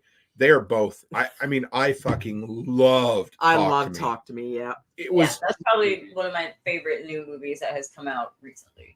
Did you guys see it in theater or just at home? Yes, we did. Good. Yeah, we saw it in theater too. I thought it was the perfect way to do a Gen Z horror without feeling preachy. I guess that's what, because so much, and I get it. I'm like old man yelling at cloud because, but it really, when you watched it, yeah, you knew it was Gen Z kids. Yeah, they had their Gen Z lingo, but it just didn't feel preachy like so many of the new but it stuff. was low budget, but it was a good low budget. And it was original. Right? And I have a soft spot for Aussie films. Again, there was a lot of Australian films I watched in the 90s. that I loved, like low budget. And so this was just like, oh yeah, this was great. And I love Ghost Ship. Yeah, I know you. I was so disappointed when I couldn't find it online, and then I ended up paying for it on Prime. Like I know it's like corny when you watch it, but like that whole scene where when the anchor lets go and that rope, when the wire goes through the whole dance floor, you're just like, that is incredible. Everybody, I'm like, it has the best opening scene of like any movie. Right? You're watching it like, and when you watch it the first time, you're like, what just happened? And all of a sudden you start seeing these, and then you're like, oh yeah, awesome. But the effects were like, they were like Mia Jovovich. They were the zombie Resident Evil. They were like Resident Evil quality. You know, they weren't very good, but no, but it was that's an incredible opening scene, and like, it's a good movie. And I have a soft spot for Gabriel Byrne. I do. I think he's a great actor because he was really, really good in what's that one with? Oh, I don't. Gabriel Byrne. Gabriel Byrne. No, I will. Fit. You will, but the one where she's possessed. Oh, you know, oh my God. I know, right? Everybody's gonna be listening on the audio, and you're like, "Just shut up!" We're gonna be yelling. I know. It's Patricia Arquette. Oh, okay. Is in it. How old is it? It's old. Okay. Stigmata. Oh, there you go. Gabriel. That's the first movie. Okay. I loved him in that one, and that was a good one. Yeah, and that's a great movie. I don't know. You've seen? Oh yeah, it's where she's. I know she has stigmata. Right? Yeah, but it's all in the title, you know. And Gabriel Byrne, he plays a priest. Okay. Yeah. You guys have got witchcraft in here. Mm. Now, is Hereditary? Do you have that on your list here at all, or not?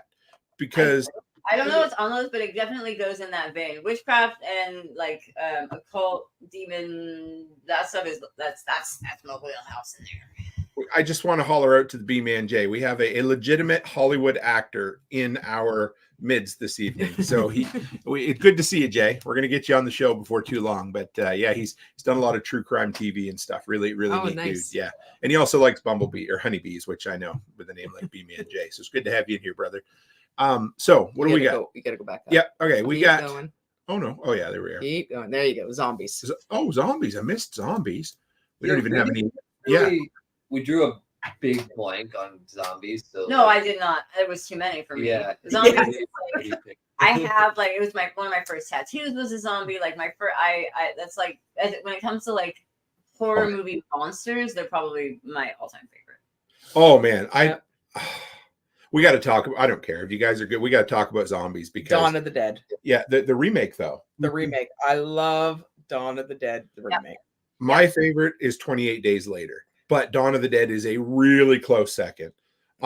There's something about those early 2000 zombie films because zombies had become stupid and slow and just cliche, right? Yeah. And so, but when those two came out, they were just well, and that's like, and when of course when you're watching Dawn of the Dead, the original, they're slow, like same with Night of the Living Dead. When they're in the cemetery and he's gonna get you, Barbara. Yeah, and the guy's like walking really slow. And then you're watching all those, and then when you first watch Dawn of the Dead, and you don't see the zombies until the little girl in the house, right? And then because I remember watching it for the first time, and I'm like, holy shit, her face is all ripped up, right? And then next thing you know, she's like 0 to 6, and you're like, holy shit, how is she going so fast, right? Because any zombie up to that point never moved like that. Yep. And then and then her husband, and you're like, oh, this is crazy. And how quick they change. Right. And then like just how and they're running, and it's like, it was 28 days. Yeah, I mean, Dawn of the Dead is awesome. I mean, between that opening, the opening sky high shot or afterwards, when she gets in the car and she's driving along and the tanker truck explodes, that is awesome. And then the fucking soundtrack to that is pure fire. I mean, it is. Well, and then it opened it up for like World War Z. Oh, sure. And then you open it up for like the 28 Days Later, where those zombies were fast, and I love that scene in 28 Days Later when he's in the church Oh, And Fada. that creeped me right out. And he's in there, and all of a sudden they all start turning their heads and staring at him, and then they're just like, oh my God, what is going on? There was something Like, I watched that movie. Actually, it was just before we got together, I believe, and I watched it in my bedroom at mom and dad's on like a Sunday afternoon. Sun was out, blinds were down, and that movie still scared the shit out of me. Cillian Murphy was awesome in that. He's such a good Killian, actor. sorry, Whatever. Killian, Yeah, he was awesome in that movie. But there was something about that film. Was I think the first movie filmed all on digital, and it was like the DV, the little handheld digital cameras, and it gave it this real grainy, like you'll never get a high definition version of the movie because it was filmed on It'll that. ruin it. But it doesn't exist because it was filmed on that, and that's what give it that aesthetic. Like it was like it almost felt like you were watching it either in the past or through like a security camera or something, and I loved it. And I have a really soft spot for The Walking Dead. Oh, I love The Walking Dead. Let's go with the first 5 seasons of The Walking Dead. I all the way up until they got Rick off there, and then they killed. Well, I kind of was losing interest when they killed Carl. The last 73 seasons got a little old. So. Yeah, once they killed Carl off, I was kind of like, ugh, I know where. And then all of a sudden, then Rick was gone. I'm like, all right. And I know season 10, 11, and 12 are on Netflix. I haven't even watched them, and I'm disappointed that I haven't. But The Walking Dead, the first one, like the very first Walking Dead, that was so incredible. Man, we got to go back through the comments here. Yeah. We got so much stuff. But B-Man J said Hollywood, not really. Well, you know what? You're a paid actor, my brother, and I like it. But Haas says, what about Salem's Lot? Great book. I like the movie, but I don't think I've seen the movie. Have I? There's always the memes where if they're cold, invite them in, and it's he's on the second floor looking through the window, I've never seen Salem. No. Really good Stephen King film though. B-Man says he is filming a psycho horror this weekend, which I think is pretty cool. Don't know if you're allowed to say the name or not. If you are, I'd love to hear about it. But Digger says found the ending of Hereditary to be awful. When she's up on the ceiling and she's cutting her own head off, and you can hear it going. That movie is so fucking. And you look up and you're like, is she really cutting her own head off? The movie's bananas. Like, that movie. Speaking of scenes that stick with you, all the scenes in that movie that could scare you, the one that fucking scared me the worst was the one when she goes to see the old lady and they have the seance, just her. It's just the two women in the room. That creeped the shit out of me. It gave me chills. Well, I still get chills thinking about it. I don't know why that part was so scary. The part that did it for me is when she was cutting off her own head. Well, that was just pure gore. And I know, but to be able to cut and then, but the thing is, it shows her cutting it like this, and then it takes it away, and then all of a sudden you hear this boom, boom, and then you're like, that was her head. Yes, it was. Right? It's like, that is crazy. Digger says both 28 movies were great. I'm going to say I love 28 Days Later, but the opening to 28 Weeks Later was really good. But then the rest kind of went a little bit. Yeah. So you're typical. Yeah. Right? And B-Man J says he loves your guys' shirts. Which, yes, thank you. And lots of love for Zombieland. The rules in Zombieland are so good. I know. I fucking love Woody Harrelson. I would love to interview that dude I love someday. Woody Harrelson. I do, but the first Zombieland I could take, but the second one was not good at all. Yeah, they waited too long, and the actors were I didn't find it good. Yeah, but like nothing against Woody Harrelson, because I love Woody Harrelson and everything he does, but he's better than that. Do you know Amazon tried to make a Zombieland TV show? They made a single pilot. Back when they first launched Amazon Prime TV, they put out a few pilots, and that was one of them they did. It was okay, but it didn't. But it didn't have Woody in it. No, it was all different people.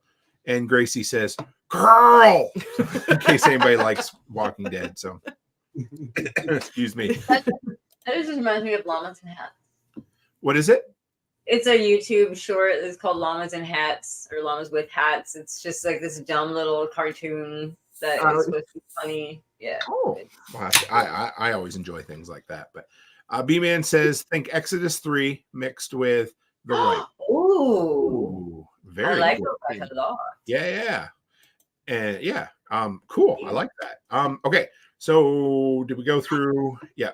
Did we cover zombies? I mean, there's so many zombie films. Oh, I there love, is. but There's so many zombie movies. The original Night of the Living Dead, though. I do love the black and white Night of the Living Dead. Yeah. I absolutely love. Yeah. You ever seen that, Rob? I have not, but I've seen It's the funny. original White Zombie movie. We won't ruin Have you the really? original one, but you have to watch it. A long time ago, I worked at a retail store, and they had like a 30-pack of like black and white horror movies, Okay. like the early like 30s and stuff. Some of them were even silent. Like the original Phantom of the Opera was in that collection. But yeah, the original White Zombie movie was on there. Which is the first zombie film. It's also, of course, who Rob Zombie got the name of his band from. And it has to do with, if I haven't seen it, but it's to do with the Haitian religion, isn't it? Yeah. Which one is that? You know, I can't think of it right now. But anyway, they All bring the people back, paints and stuff, bring things back to life, and it was. Yeah, it's very voodoo vibes. That's it, voodoo. That's yeah. what I'm looking for. Thank you. Yeah. So was it okay, or was it? I mean, it is what it is. It's a 70-year-old movie. So we have a rule. Tracy has a rule about movies. They can't be older than I am. So we're cut off at the 90s. Are you serious?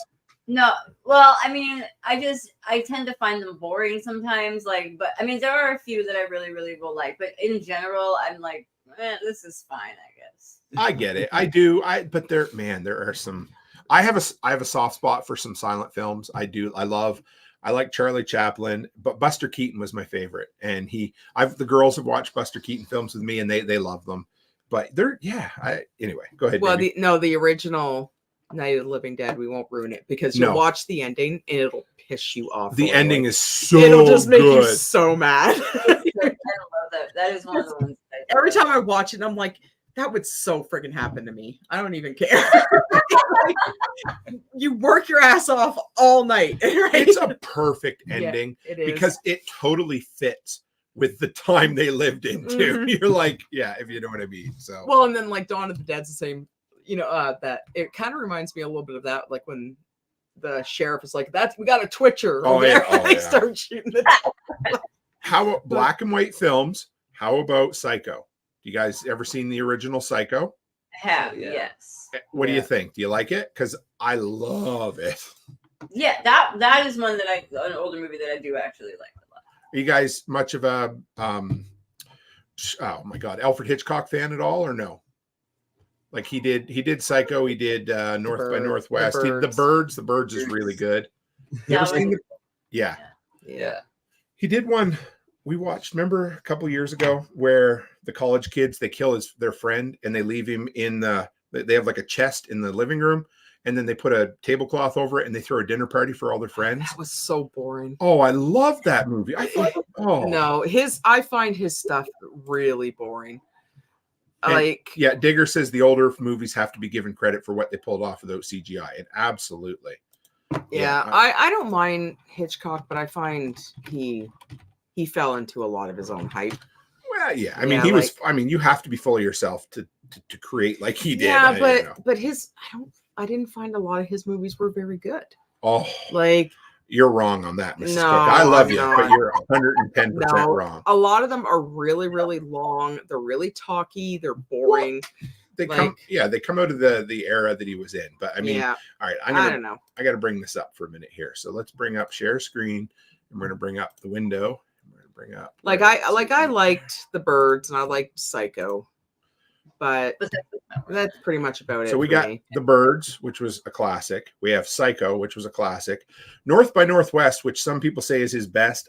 I don't particularly care for it. I didn't like it. It's quite boring. But Vertigo, we watched Vertigo recently, and I enjoyed it. That was on AFI's best movie of all time list for years. Suspicion was one that my college professor would make us watch, and I really enjoyed it. Really good. It's black and white, of course.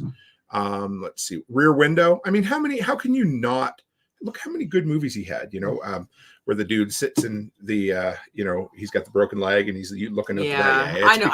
I just think that, I don't know. It's just not something. I understand. Yeah. I was trying to find, I've never seen Lifeboat. I've always heard good things. I was trying to find the name of the one where they kill their friends, but I don't see it there. So we'll move on from that. But what else we got? Possession films. Incarnate, Emily Rose, Deborah King. Deliver Us from Evil. I missed Deliver Us from Evil, Insidious, Conjuring, Annabelle, The Nun. There's so many. Eli? What's Eli? Eli was one of the newer ones. I don't want to spoil it too much, but it's that creepy kid factor. Plus. He's not really possessed. Again, I don't want to spoil it because it is like kind of a Shyamalan type twist at the end, but it was really good. We were really surprised at how good it was. That was one of the ones that he had to force me to watch because I'm like, oh, you picked it, but it was good. So Hardway Homestead, Alaska is asking about the Fourth Kind, and we did watch that quite a few Yeah, years it's got back. Mila Jovovich. I enjoyed that actually. It's an alien, I Yeah. think. Yeah, have you guys seen that one? Yes, I do really like that movie. Oh, That one yeah. actually, one freaked me and out. I know Mila Jovovich. Yeah, it was good. What was the one where she kept trying to get her kid back from the aliens, and then in the end, remember the rocks come up off the ground? Yeah, it's got The Fallen, or no? What'd you say? Forgotten.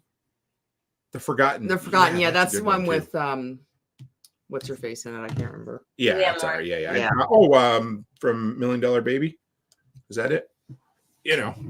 No. Ah, well. Anyway, Deliver Us from Evil. Is that the one with does it have Kane in it? No. No. What am I thinking of? Which one? He was in the other Boleyn Girl. He plays Henry VIII. Oh, yeah. What is his name? Oh, yeah. I know. Yeah, You know. He also played the Incredible Hulk, right? Yes. Yeah. Yeah. People are gonna be like, "Man, you guys are off tonight." I know, but It's all right. Deliver Us, like when they're Eric in the Bana. house. Eric Bana. Yeah, Yeah. and the owls rolling. Woo-hoo, that's a great one. So, which one's your favorite out of that, guys? The Possession films. And these probably Deliver Us from Evil, but I really, really loved the Possession of Emily Rose when it came, or the Exorcism of Emily Rose when it came out. You like that one, too, didn't you? Like, she's such a good actress. I do not remember her name, but she's such a good actress, and like the way that she moves in that movie just freaks me out. And her overt panic is so believable to me that I'm like, I'm gonna have a panic attack. Oh my god. Laura Linney is her name, right? Yes. Is that it? Yeah. Yeah, I just she looked it up there, doesn't she play Dexter's sister? Oh no. No, Okay. no, that's not Lauren. Jennifer Carpenter. Is that the Jennifer. one? Yeah, Yeah, that's yeah. Emily Rose, Yeah, Emily Rose. She does play That's Dexter's it. Yeah, sister, yes. Yeah, she does. Yeah, she was good in Dexter, I thought. But I think The Conjuring is probably my favorite yeah, you know what? because it was original. I still get them mixed up. The Conjuring, Insidious, they just kind of all blend together for me. I know. Well, The Conjuring is it's because Patrick Wilson's in both, right, and that's why you get them mixed up. But The Conjuring is based on Ed and Lorraine Warren, and that's where the Annabelle, The Conjuring 2 and stuff. That same universe too. Yeah. Which ones? The Nun and Annabelle are part of the same Conjuring kind of storyline. I didn't like The Nun. The first Nun was like, I heard the second one was supposed to be a little bit better. I found it kind of boring. Yeah, but it's okay. But The Conjuring and The Conjuring 2, like I just watched The Conjuring 2 a couple nights ago. I love them, and like, What and was the one we just watched with Patrick Wilson in it as well? That was the new Insidious. Okay, that was Insidious 3, was it? Or I don't know. Anyway, I think it was good. the third one. I enjoyed it. It's hard to keep them all. Or the Skeleton Key. No, Red Door is the last one. Skeleton Key's one.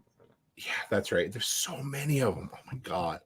How about Witchcraft? You guys got some good ones. You got some 90s classics in here, which I can bet Tracy watched some of these in high school. Yeah, back in the day. So we got that was pretty much all me. Malevolent, Lords of Salem, The Craft, which I haven't seen in years. Yeah. Practical Magic, which seems to get forgotten. You never hear people talk about that one. Brightburn. I love Brightburn. Yeah, Brightburn's good. Hellraiser. Yeah. I've never really seen many of the Hellraisers. I'm not a huge Hellraiser fan. I know. Yeah. I will watch them, but I find it's Hellraiser kind of reminds me a little bit of like the 13 Ghosts. Right? Like too. I love 13 Ghosts, but I find Hellraiser, it's kind of like you watch the first one and you're like, oh, it's really good, but then they kind of they're repetitive. Oh no, that's true. The first one is probably my favorite. The first and the second one, I love those movies. But then the farther you go, like once it gets to space, I can't like how many of them are there? Like 12? Too many. There's too Yeah. many. And Drag Me to Hell is actually really good. And I think that's a hidden gem. Yes, thank you. Yeah. No, I do like that one. How about just thought of it when we were talking about The People Under the Stairs? Have you guys ever seen The People Under the Stairs? Oh, that's another one from like when I was a kid that my mom was like, you have to read this book. It's based on a book. Wait, was it a book? Hold on. Because it's a Wes Craven film. It doesn't surprise me that it was though. But I love that movie. It wasn't really well received by a lot of people, but 1991, the guys, they break into the house and they get locked in there. It definitely shows its age, but I like it. The first question on Google is it a true story? Yes. People Under the Stairs is based on 100% true story. Yes, wow. No, I do love Brightburn though. Yeah. That's got so that's kind of like what if Superman was evil, right? Yeah, that's a great movie though. And like that kid's a little creep. Oh yeah. I'm surprised they never decided to do another one with it. They might still, but like he was a little, because Netflix is really good at going back and revisiting stuff that And Rachel says, haven't seen People Under the Stairs since it came out. It was one of the first horrors that I really watched as a teenager, I think, and that's why it really stuck with me. Maybe I was like 12 or something. I remember watching it and it was like, oh man, I didn't know movies could be this good. But it's cheesy as all hell. And Drag Me to Hell is awesome. At the end there when he goes, oh, I found your button. And she's like, what? And you're like, no, she just beat it all. It's like, I felt very bad for her. That's probably one of my favorite endings is where the person thinks they've gotten through it and it's scot-free and it's great, and all of a sudden, whoops. Well, and I remember watching it too, and I'm like, and you're like, oh, this is a great movie, and then she goes and she kills the kitten. I'm like, what the hell did that kitten do to you? Leave the cat alone. Like, why do they always have to do that? Like, you don't need to kill no animals in there. I love how you could watch 100 people get murdered, and she's like, they punched that horse in the face. They deserve to die. Well, because they didn't do anything wrong. I know, that's true. You guys got Spookumentary. I like that. So is that a category all its own, or is found footage under the Spookumentary category? It's kind of explaining the word that I made up. I like it. Sure. And you know what? And there's some good ones in here. Let's bring it up. Rachel's the same buddy, and I really am too. Yeah. I just like to bust. Well, because they didn't do anything wrong. No, and it's not their fault that you crossed some gypsy lady. Now this poor kitten's got to suffer because of it. Speaking of gypsies, what about Thinner? Do you guys ever watch the old movie Thinner? I like that. It's cheesy as hell, but yeah, it's a good one, and it's very loyal to the source material too. But did you guys ever see the second Blair Witch? Yes. Book of Shadows? Or no, or the remake, the third one. Yeah, the third one where they're it's the third one. What was that called? Blair Witch 2? They had Sorry, go ahead. Is it still like kind of the same film type as the original, or is it different? It was actually called The Blair Witch, or just Blair Witch, whatever the opposite was. Yeah, it was way better than the second one. The Book of Shadows was. Yeah, I was going to use the R word there. I better not use that word. No, the original Blair Witch. I remember when that came out in theaters, and how everyone was convinced that it was real. Oh yeah, and you're just like, it's not real, and like everyone had their parents convinced, they're still like that it was 100% real. And it's like, and they did a really good job trying to make it look real, which was incredible. What I love about horror is how you can still make a scary as hell movie on $10,000, or, you don't need, $400 million to make the next Marvel flop. I mean, look at, Talk to Me was done for, I think it was $2 million, which today is peanuts, but we've got, where is it here? Blair Witch was the most successful low budget film at the time, indie film. Yep. And then Paranormal Activity was made by, I think, was that James Wan that made the original? But they made it for like $500,000 or something. And it's great. I love Paranormal Activity. Only the first one. Yeah. I found as they kept going, it's like, okay, these are getting dumb. Yeah. Yeah. It kind of developed a little bit of a story later on too, so we kind of enjoyed the progression of it. Like in the one-off, it kind of seems weird, but then as it went through, it was like, okay, well, this family has just been it's been haunted for a reason, because it's just like this cult that they're in and a part of. Oh, that's true. That's true. It The does. very last one really sucked because they diverged from that original storyline. It's some weird Amish thing, and it was awful. Oh, I like that one. You like it? I love it. We can all agree to disagree. So how many of them are there now? 5?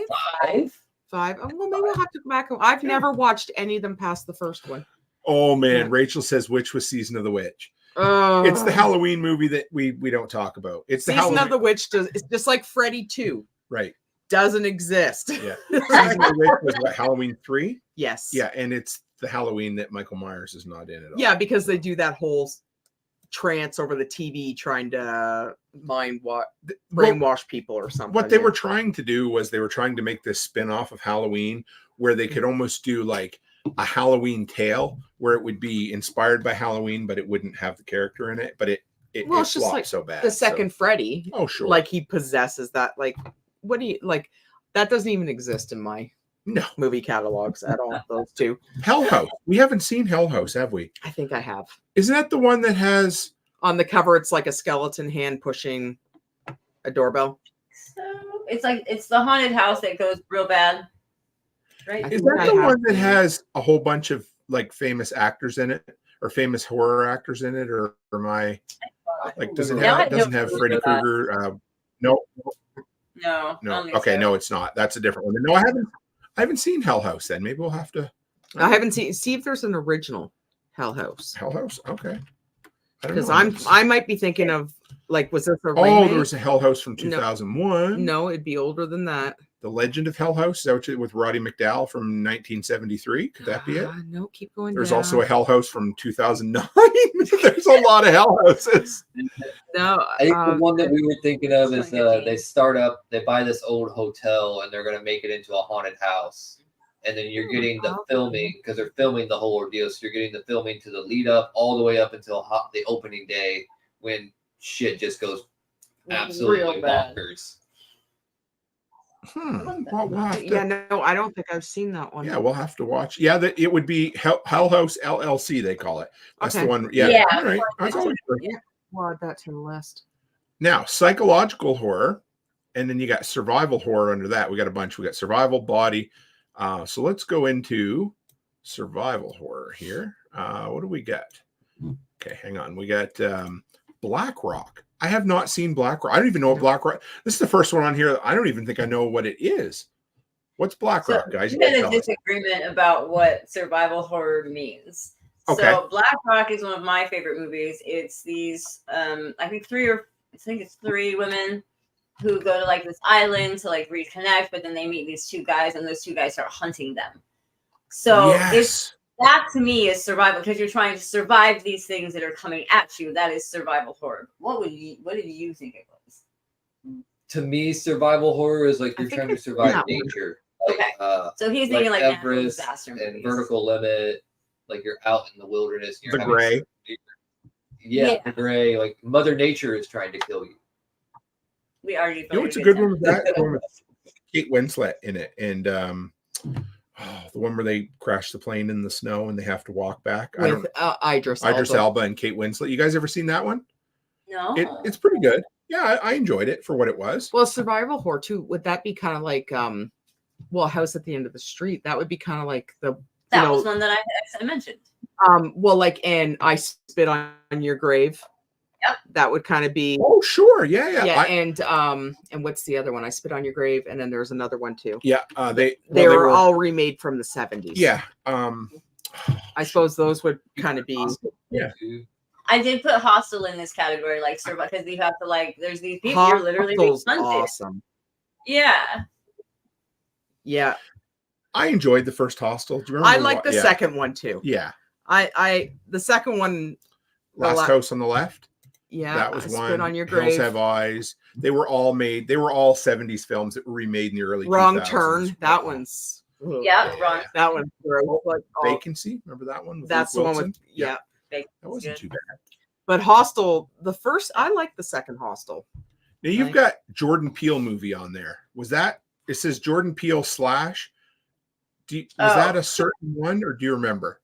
That's okay. So he just put out like 3 movies, and we watched 2 of them. So there was. We watched. I made him watch Us, and I made him watch Get Out. Get Out is incredible. Yeah, love Get Out. Yeah, Us is just.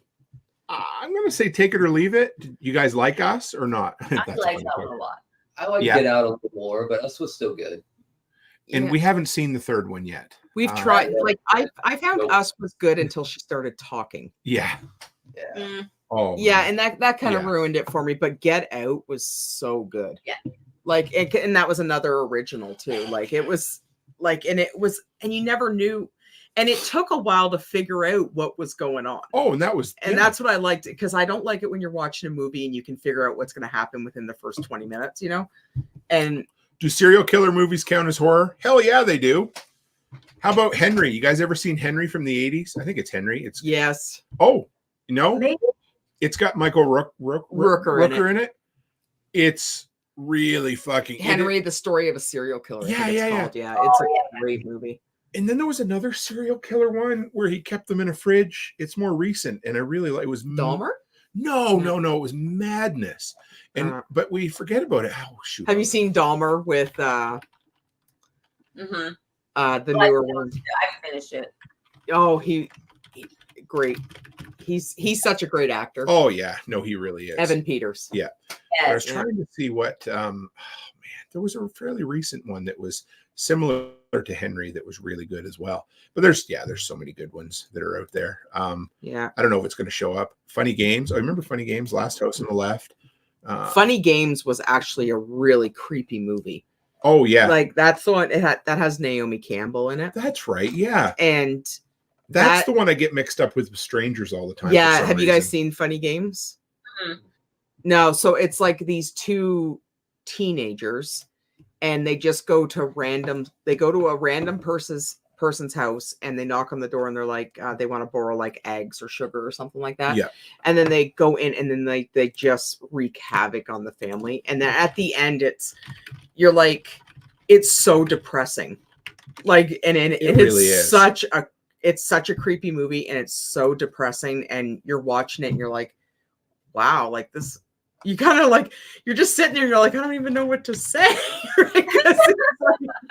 and then at the end, it's like, you don't think it's going to happen. And you just like, I don't want to ruin it for you, but yeah, it's creepy and it's depressing at the same time. But it was, it wasn't too bad. I was trying to find the serial killer movie, but I won't be able to remember it. It was that one with Zac Efron there where he played Ted Bundy. That was a great movie. Yeah. Did you guys see that one? No. It was. I think it was a Netflix. It's film. A Netflix film. It's about Ted Bundy. Ted Bundy. Yeah, I was going to say Dahmer. Yeah, it's about Ted Bundy. He's pretty good in that one. Oh, Summer of '84. You guys seen Summer of '84? It's kind of like a slightly more. Oh yeah. Oh, those are really good. Hang on, we'll go to those with me. Yeah. Summer of '84 was really. It's like an R-rated version of Stranger Things.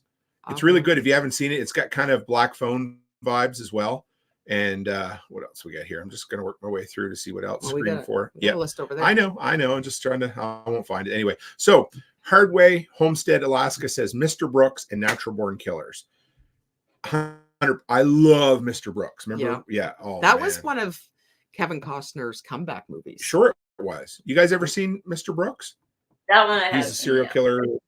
College professor, or so good. Anyway, Natural Born Killers, I wouldn't have necessarily put it in horror, but it's totally a horror film at its time. Rodney Dangerfield, and it was it's more of a violent. Oh yeah, but it was great. What do we got? Body horror. Would you rather Slither, Human Centipede, or Contracted?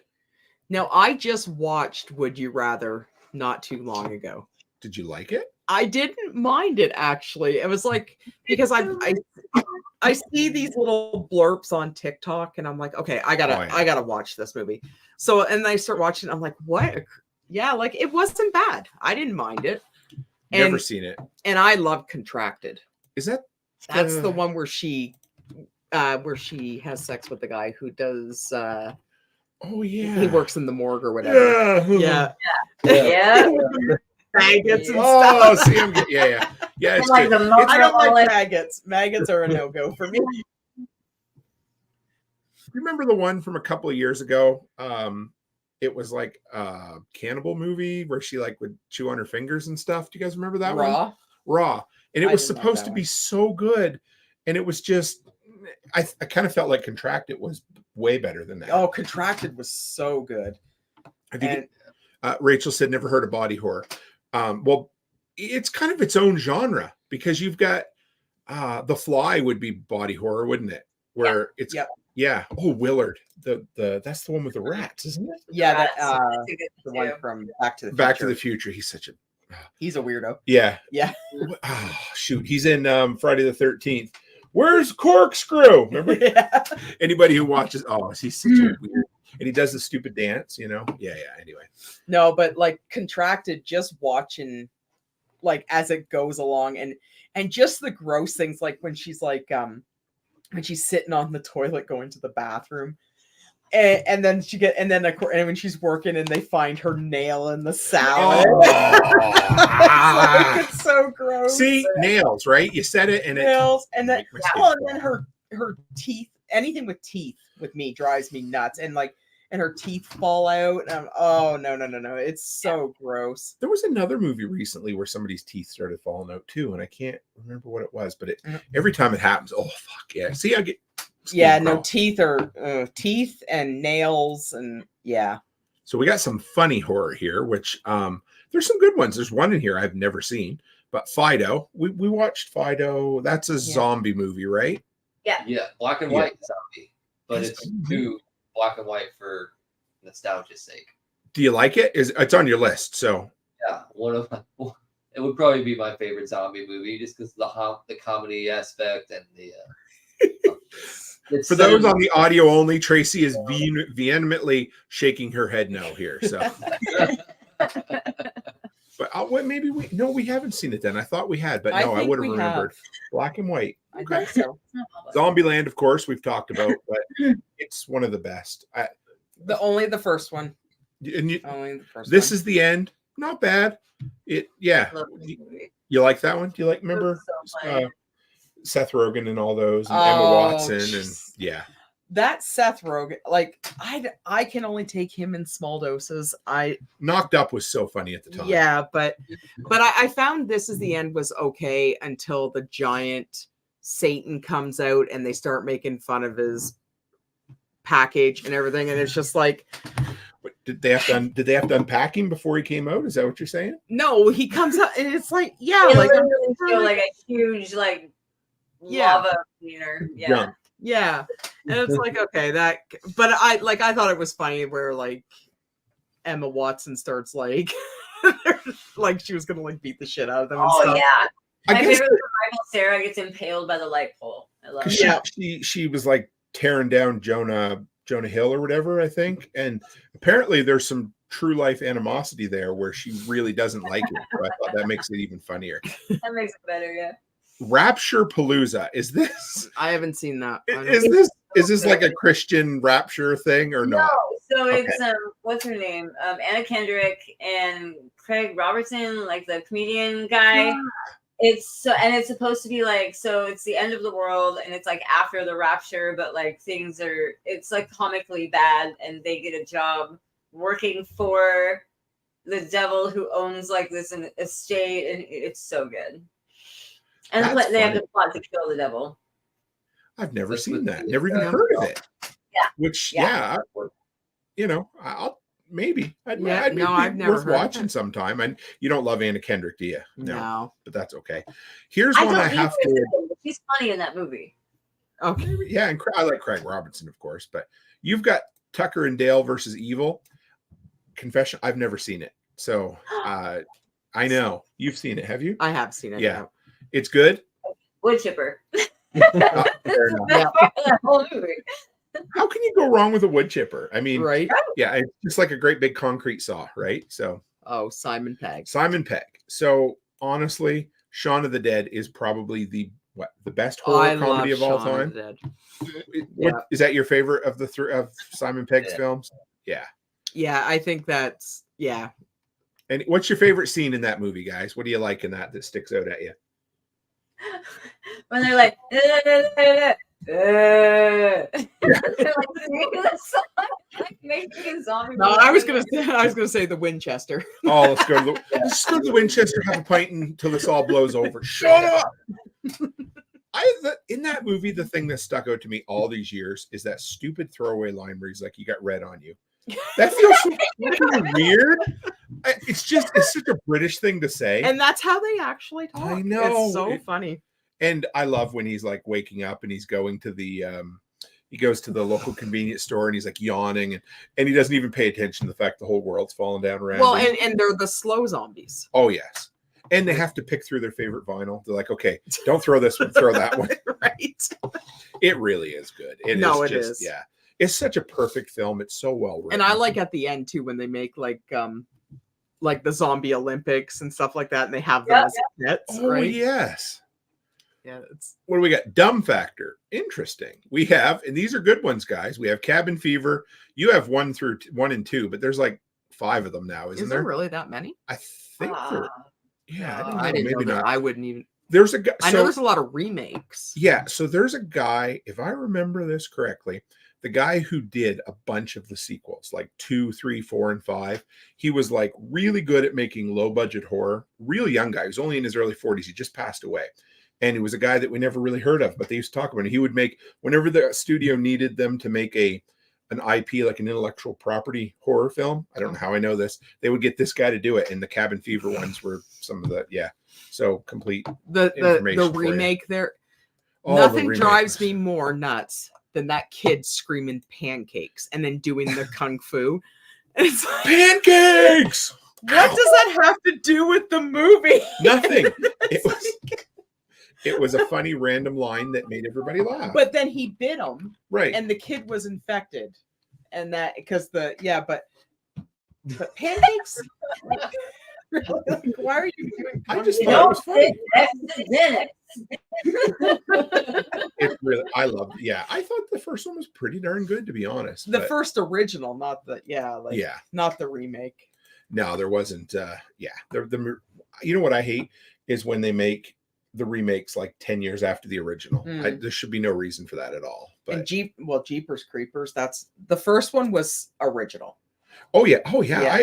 You know what? Yeah. The first couple were okay. But are you guys Jeepers Creepers fans? He is. I hate that. One of my original horror movies. Because in case you didn't know, it's problematic to like Jeepers Creepers because the director apparently was a douchebag or something. But whatever. Everything's problematic nowadays, right? So yeah, I found the first one it was okay. The second one, but like I know I was reading a whole bunch of about horror movies, and there's Easter eggs in the second one. Really? Like the 4-star that he throws at the bus, is made out of Derry's belly button from the first one with the rose tattoo.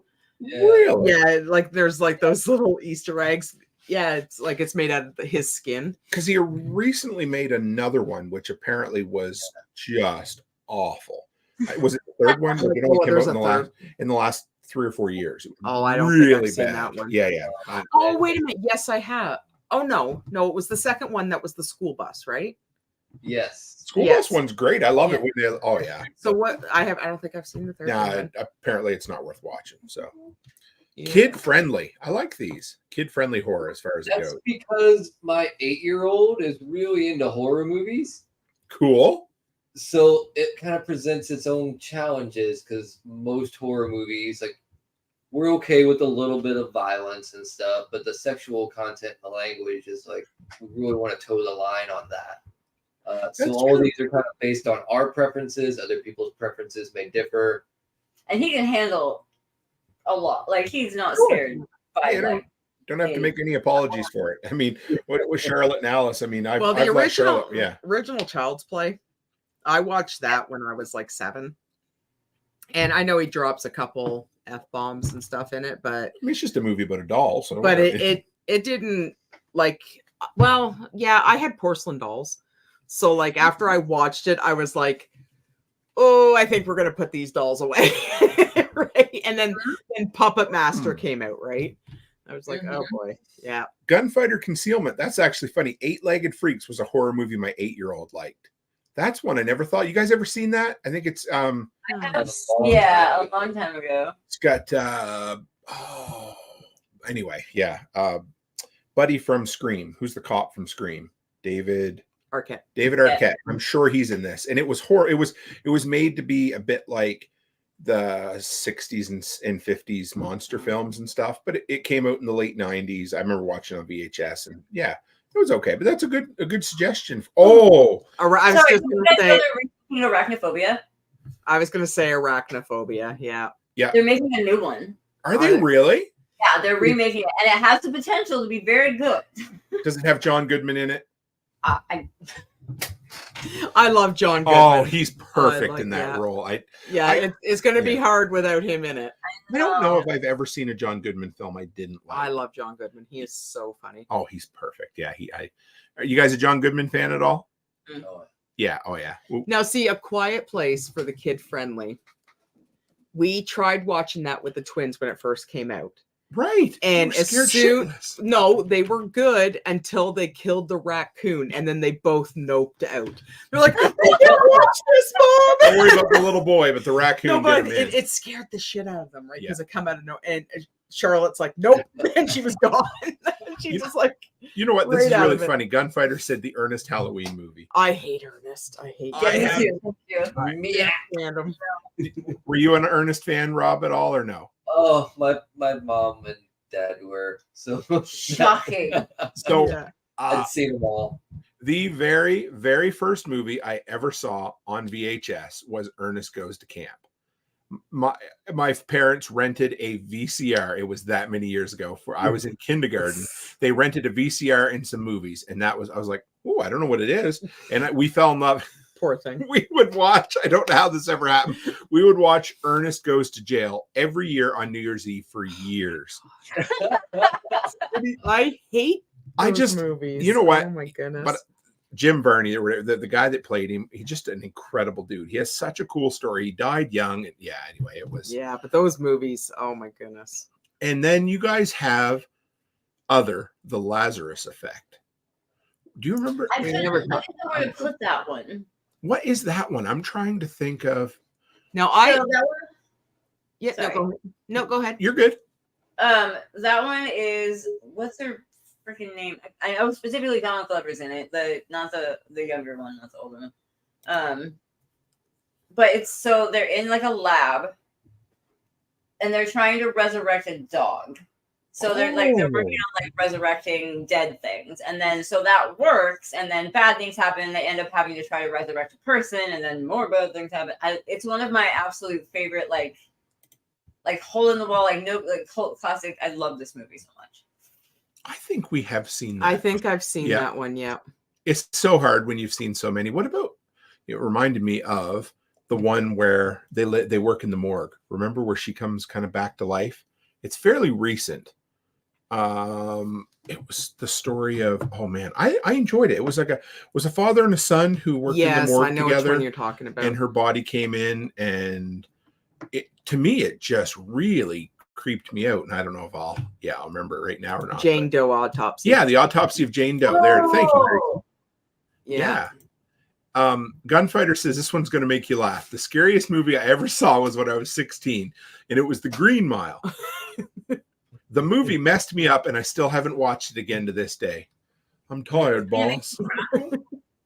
It is you know what? That's the very first Stephen King book I ever read, and that book came out in serial. So in serials, sorry. So it would he put them out in 6 mini books, and you would get like 2 or 3 chapters a week. And then you'd wait for a month, I guess. And then the next little mini book would come out, and there was 6 of them, and then it made a whole series of the book. And I loved it. And that's when I fell in love with Stephen King stuff. But Green Mile is good. Gunfighter, I need to ask, what exactly scared you? because I'm trying to think of what is scary in that would really get you. The bees? Would it be the bees or the flies? Well, that and it's based on murder, and I suppose, yeah. and when of course when they electrocute the guy without the water on the sponge, like that was pretty graphic. That is true. It's such a perfect story, though. Even, I mean, again, Tom Hanks, that dude, he can, I'd watch him read a phone book. Like, he's so good, but he's perfect in that. When I don't know what it is, but you just feel for him when he's standing there by the toilet and he's just trying to go, and he's got them gallstones or whatever, kidney stones, and you're just like, he's just good. Yeah, I love it. No, it's because like the others. Oh yeah, we missed a couple. I have a soft spot for the others. Yeah, I do too. Like, and I liked how it had that really good twist. Yes. Yeah. In the end, and it was one of the first movies I ever watched on DVD, actually. Yeah, and I found it was a little bit of a slow burn, but because like Nicole Kidman, you love her or hate her, but she is kind of dry in some of her movies. But I was like, when you find out the twist, it's like it was creepy, but it wasn't like scary, like it was kind of like, oh man, this is really sad, like because it was sad too, right? And there was a lot of those really late 90s, early 2000s highbrow horror films. There was that one. There was What Lies Beneath. You remember that one? Yeah, with Michelle Pfeiffer. There was a bunch that were, at one time, you might have called them thrillers or psychological horrors. But the others, we need to go back and watch that again. I like that one a lot. You can't find it on streaming. Really? Now. I used to have it on DVD. You had a really hard time getting a hold of it. Huh. I did too. It was I got it from Columbia House, I think. Now, which one I watched the other day, which I don't know if you guys have watched yet, is The Fear Streets on Netflix. Oh, I have not yet. I thought, okay, I was talking to Charlotte about it, and I'm teeny stuff, right? But they're really not. Though. No. Like, so you have to watch it in. I think the first one is 1994, and then the second one is 1979, and then the third one is 1666. So you have to watch it in that, and they're actually really good, and they're way gorier than I thought they were. Well, so like, and they're really well acted. I thought they were. I didn't watch the first one, but I watched the last two, and I like them. Because didn't they have something to do with the same guy that did Haunting a Hill House and that sort of thing? I don't know. Those Haunting a Hill House movies are incredible. Have you guys seen you know what? We haven't even talked about horror TV, but that's fine. Yeah. But have you seen Haunting of? I have a few in mind. Hill House. That was my favorite one. You know what? Maybe we should save that we can save TV for another night whenever we get. But you know what I liked just as much was the Midnight Mass. You guys seen Midnight Mass? That was a really good one. I think I enjoyed. I mean, coming from a religious background in the past, that one really hit me. I was like, "Ooh, I loved it. It was so well written." And I'm just trying to find. Yeah, if you get some free time, watch the Fear Streets. Yeah. No, they're really good. Like, and they're based on R.L. Stein's books. Yeah, I used to have a and they're really gory. Like, because you're watching it, and I'm looking at them, and I'm thinking, because it's been on Netflix for a while. And I'm like, I ain't watching that shit, right? And then Charlotte's like, no, Mom, you got to watch it. So I gave it and it's like, holy crap, this is really. Because she does. Yeah. Charlie has pretty good taste. Well, she doesn't like horror movies as much as Alice does, right? So I was like, okay, well, maybe it's like sugar-coated horror. So I was like, I wasn't sure I wanted to. But no, it was actually, they're pretty good. And the third one has one of the girls from Stranger Things in it. It's got the redhead? The redhead in it. Yeah. Yes. Sid. I can't remember. Anyway, if I hadn't thought of it, I could have said it. But yeah. Well, guys, we have been 2 hours. I knew we were going to go. But I got another. I don't know if I've asked this yet, but let's finish up with this question. So, what is your favorite horror movie of all time? If you were on a desert island, or no, better yet, since we're in the prepper sphere, if you had to spend the next 30 years in a bomb shelter and you could only take one horror film with you, what horror film would that be? You can cheat, or you can say only 3 or whatever, but what would it be? How about you, Mrs. Cook? put you on the spot. That's a tough one.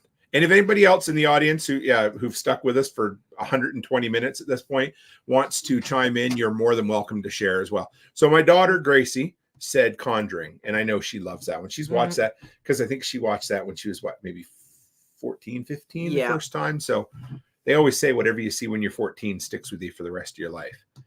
Gunfighter's going to say Jason, Friday the 13th. So I'll give you that. If you want to take a boxed Blu-ray with you with all the Jasons in it. That's all you can carry. You're good with that. Yeah, that's right.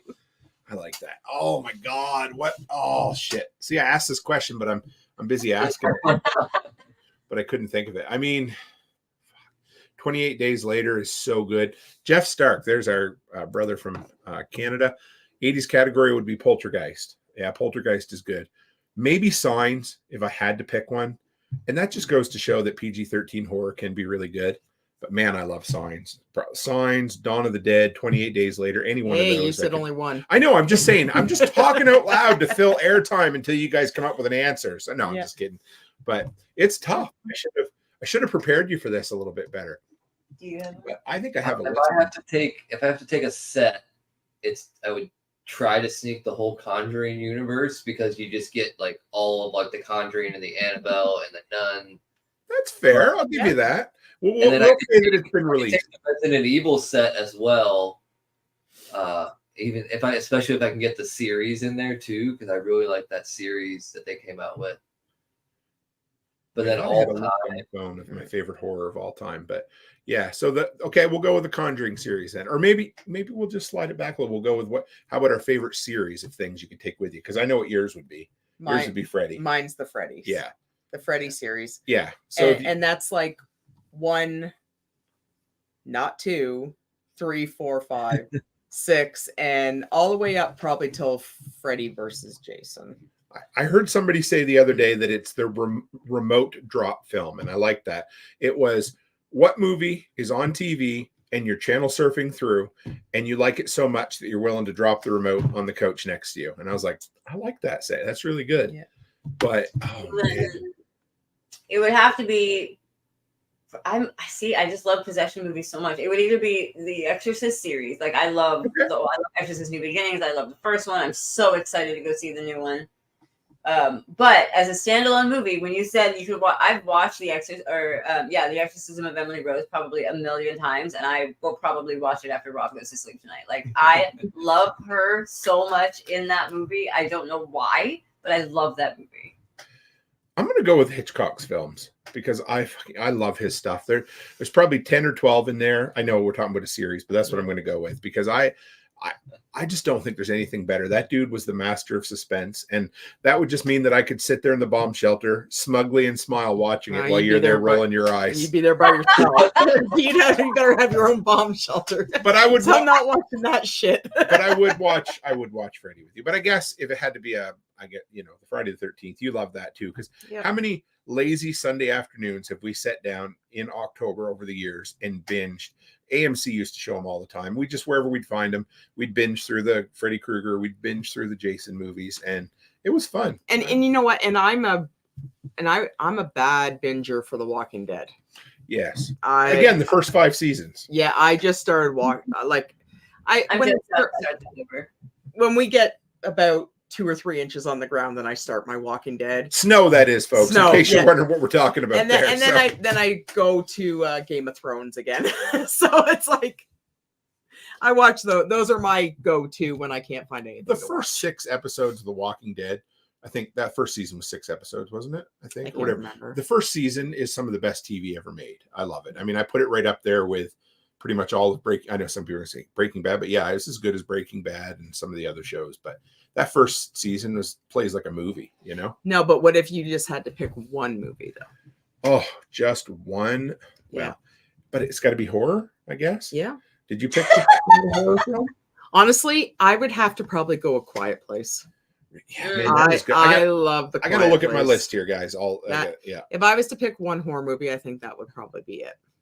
See if I can find movie. I thought I had them on here, but I don't know. Yeah. Oh, so many good movies. I mean, if you ask me regular movies, I'd say Pulp Fiction because I've watched that like 300 times, and I love it. Or Lampoon's Christmas Vacation. But Oh my none of God. those are horror movies. So I mean, depends on how you look at it. We're not going to go into Christmas movies because we know which one is the best Christmas movie ever made. yeah. Die Hard. Oh, shut up. Yeah, it 100% is Die Hard. Exactly. You I was got- gonna say I don't even know a whole lot of other Christmas movies aside from the ones I watched as a kid. It's those and Die Hard. Yeah, Die Hard is a Christmas movie. We can blend the two categories and go with Krampus. Oh, that Oh, that is pretty I do good. like Krampus. That is such a goofy movie too. I love it. It's so Yeah. good. So I found my all-time favorite horror list of all, and I had, man, there's so many good ones. That maybe, I'll know. We never even talk about High Tension. We never come back to talk about High Oh, Tension. right? But that is, some people say it's stupid, but man, I don't. Well, when Yeah. we first watched, I don't know where we found it, We but we rented bought it. No, we bought it. We bought it on a whim. It was like a $7 bin at Walmart or something. Yeah, and we were living in Marshalltown, Nova Scotia. Were we even married yet? No, we weren't married yet. Just living together. And we were living in a farmhouse. And that one scene where the truck drives up to the house and the lights and it starts laying on the horn, that scared the shit out of me for weeks, especially when he was working after it would get dark. I was like locking the door because we were out in the middle, we were out in the country, right? And I'm like, this movie scared the shit out of me. And I was like, that was the creepiest part. Yep. And then of course her running around with a giant cement cutter. Like so impractical. Oh my God, it was good. how do you even carry that, let alone run with it, right? That was one of those times where when I was younger, we used to go to Blockbuster and we would look through the horror and we would pick out the ones with the most ridiculous covers or something and be like, all right, this one's got 20 minutes to, and we like it, we'll keep watching the whole movie. That's how I found Evil Bong, by the way. Evil And Deathbed, the bed that eats people. But High Tension was one of those ones where I'm like, this cover looks awesome, let's do this. And then I found one of my new favorite movies. It was great. Yeah, no, it was great, but it did creep me out. I'm going to go with Signs. I decided. I'm making a decision. Because it is infinitely rewatchable. I don't know how many I'll times watch we've Signs, watched it. but Yeah, there you go. that is it's a pretty damn good movie. I do like Yeah. Signs, yeah. And like I said, it's PG-13, which is crazy. That would be a good. I would say that'd be a fairly good kids horror movie, wouldn't it? Yeah. Yeah, I mean, they- we haven't had a lot of aliens with them yet, so. Yeah, because there's I think there's only one swear word in it. And that's when they're running around the house. And he goes, I cussed. I know. I heard. It's like, what do you say? Ass. Right? But he uses them in the wrong context. Yeah. But yeah. Although I could see that movie would freak kids out because it's pretty tense at times. But yeah, it's a good one. But it would be kid friendly though. No, it's true. I think because the girls have seen it and they loved it. Yeah. Well, guys, what do you think? You had enough? We did pretty good tonight. Talked ourselves right out of 2 hours, 7 minutes, and 2 seconds at this point. But if you guys want to, we'll have you back before, but I'd love to have you back next Halloween to do another one if you want. So Yeah, absolutely. Yeah. How can people follow up with you, Rob? I know you're on Telegram probably, right? It's on Telegram. I'm not much on social media. Tracy's more active than I am.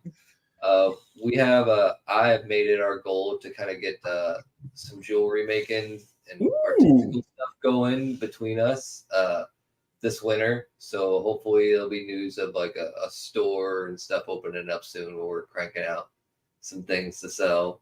Nice. Well, let us know because I'd like to be your first customer. So no, I mean it 110%. So, and Tracy, are you still doing welding? I am. I am just about the last week of November is my last week of school. So, and I take my certification test on Monday. So that's pretty cool, eh? I love that. I think that's really neat. So yeah, I guess we'll call her a night from here. This was great, guys. I really appreciate you. And we always have, I'm glad we made it happen. It came from a conversation in a slightly warm Washington. Was it summer yet? It wasn't even summer. It was was it? nice. Yeah, it was good. It was nice. But it was nice that we got to hang out in person and then we get to hang out on here. We'll see you guys again in the future, I'm sure, up close and personal. So absolutely. Yeah. We're kind of, Tracy's company is kind of in with the people who put on the Thrivalist Fair. Now. So we're fairly certain that it's going to happen again next year with some improvements. Good. And I think probably be extending the invite your way again as well. There was one extended already, and I'm not committing to any events till January 1st, so I can't say for sure, but I would love to see you guys again for sure. We'd be down for that, wouldn't we? Absolutely. Yeah. All right, folks. We thank you for sticking with us for 2 hours plus. It was great. We could talk about horror movies all night. Conversation. Yeah, it's Halloween. Friggin' right. So anyway, guys, as always, stay happy, stay healthy, and have a great week.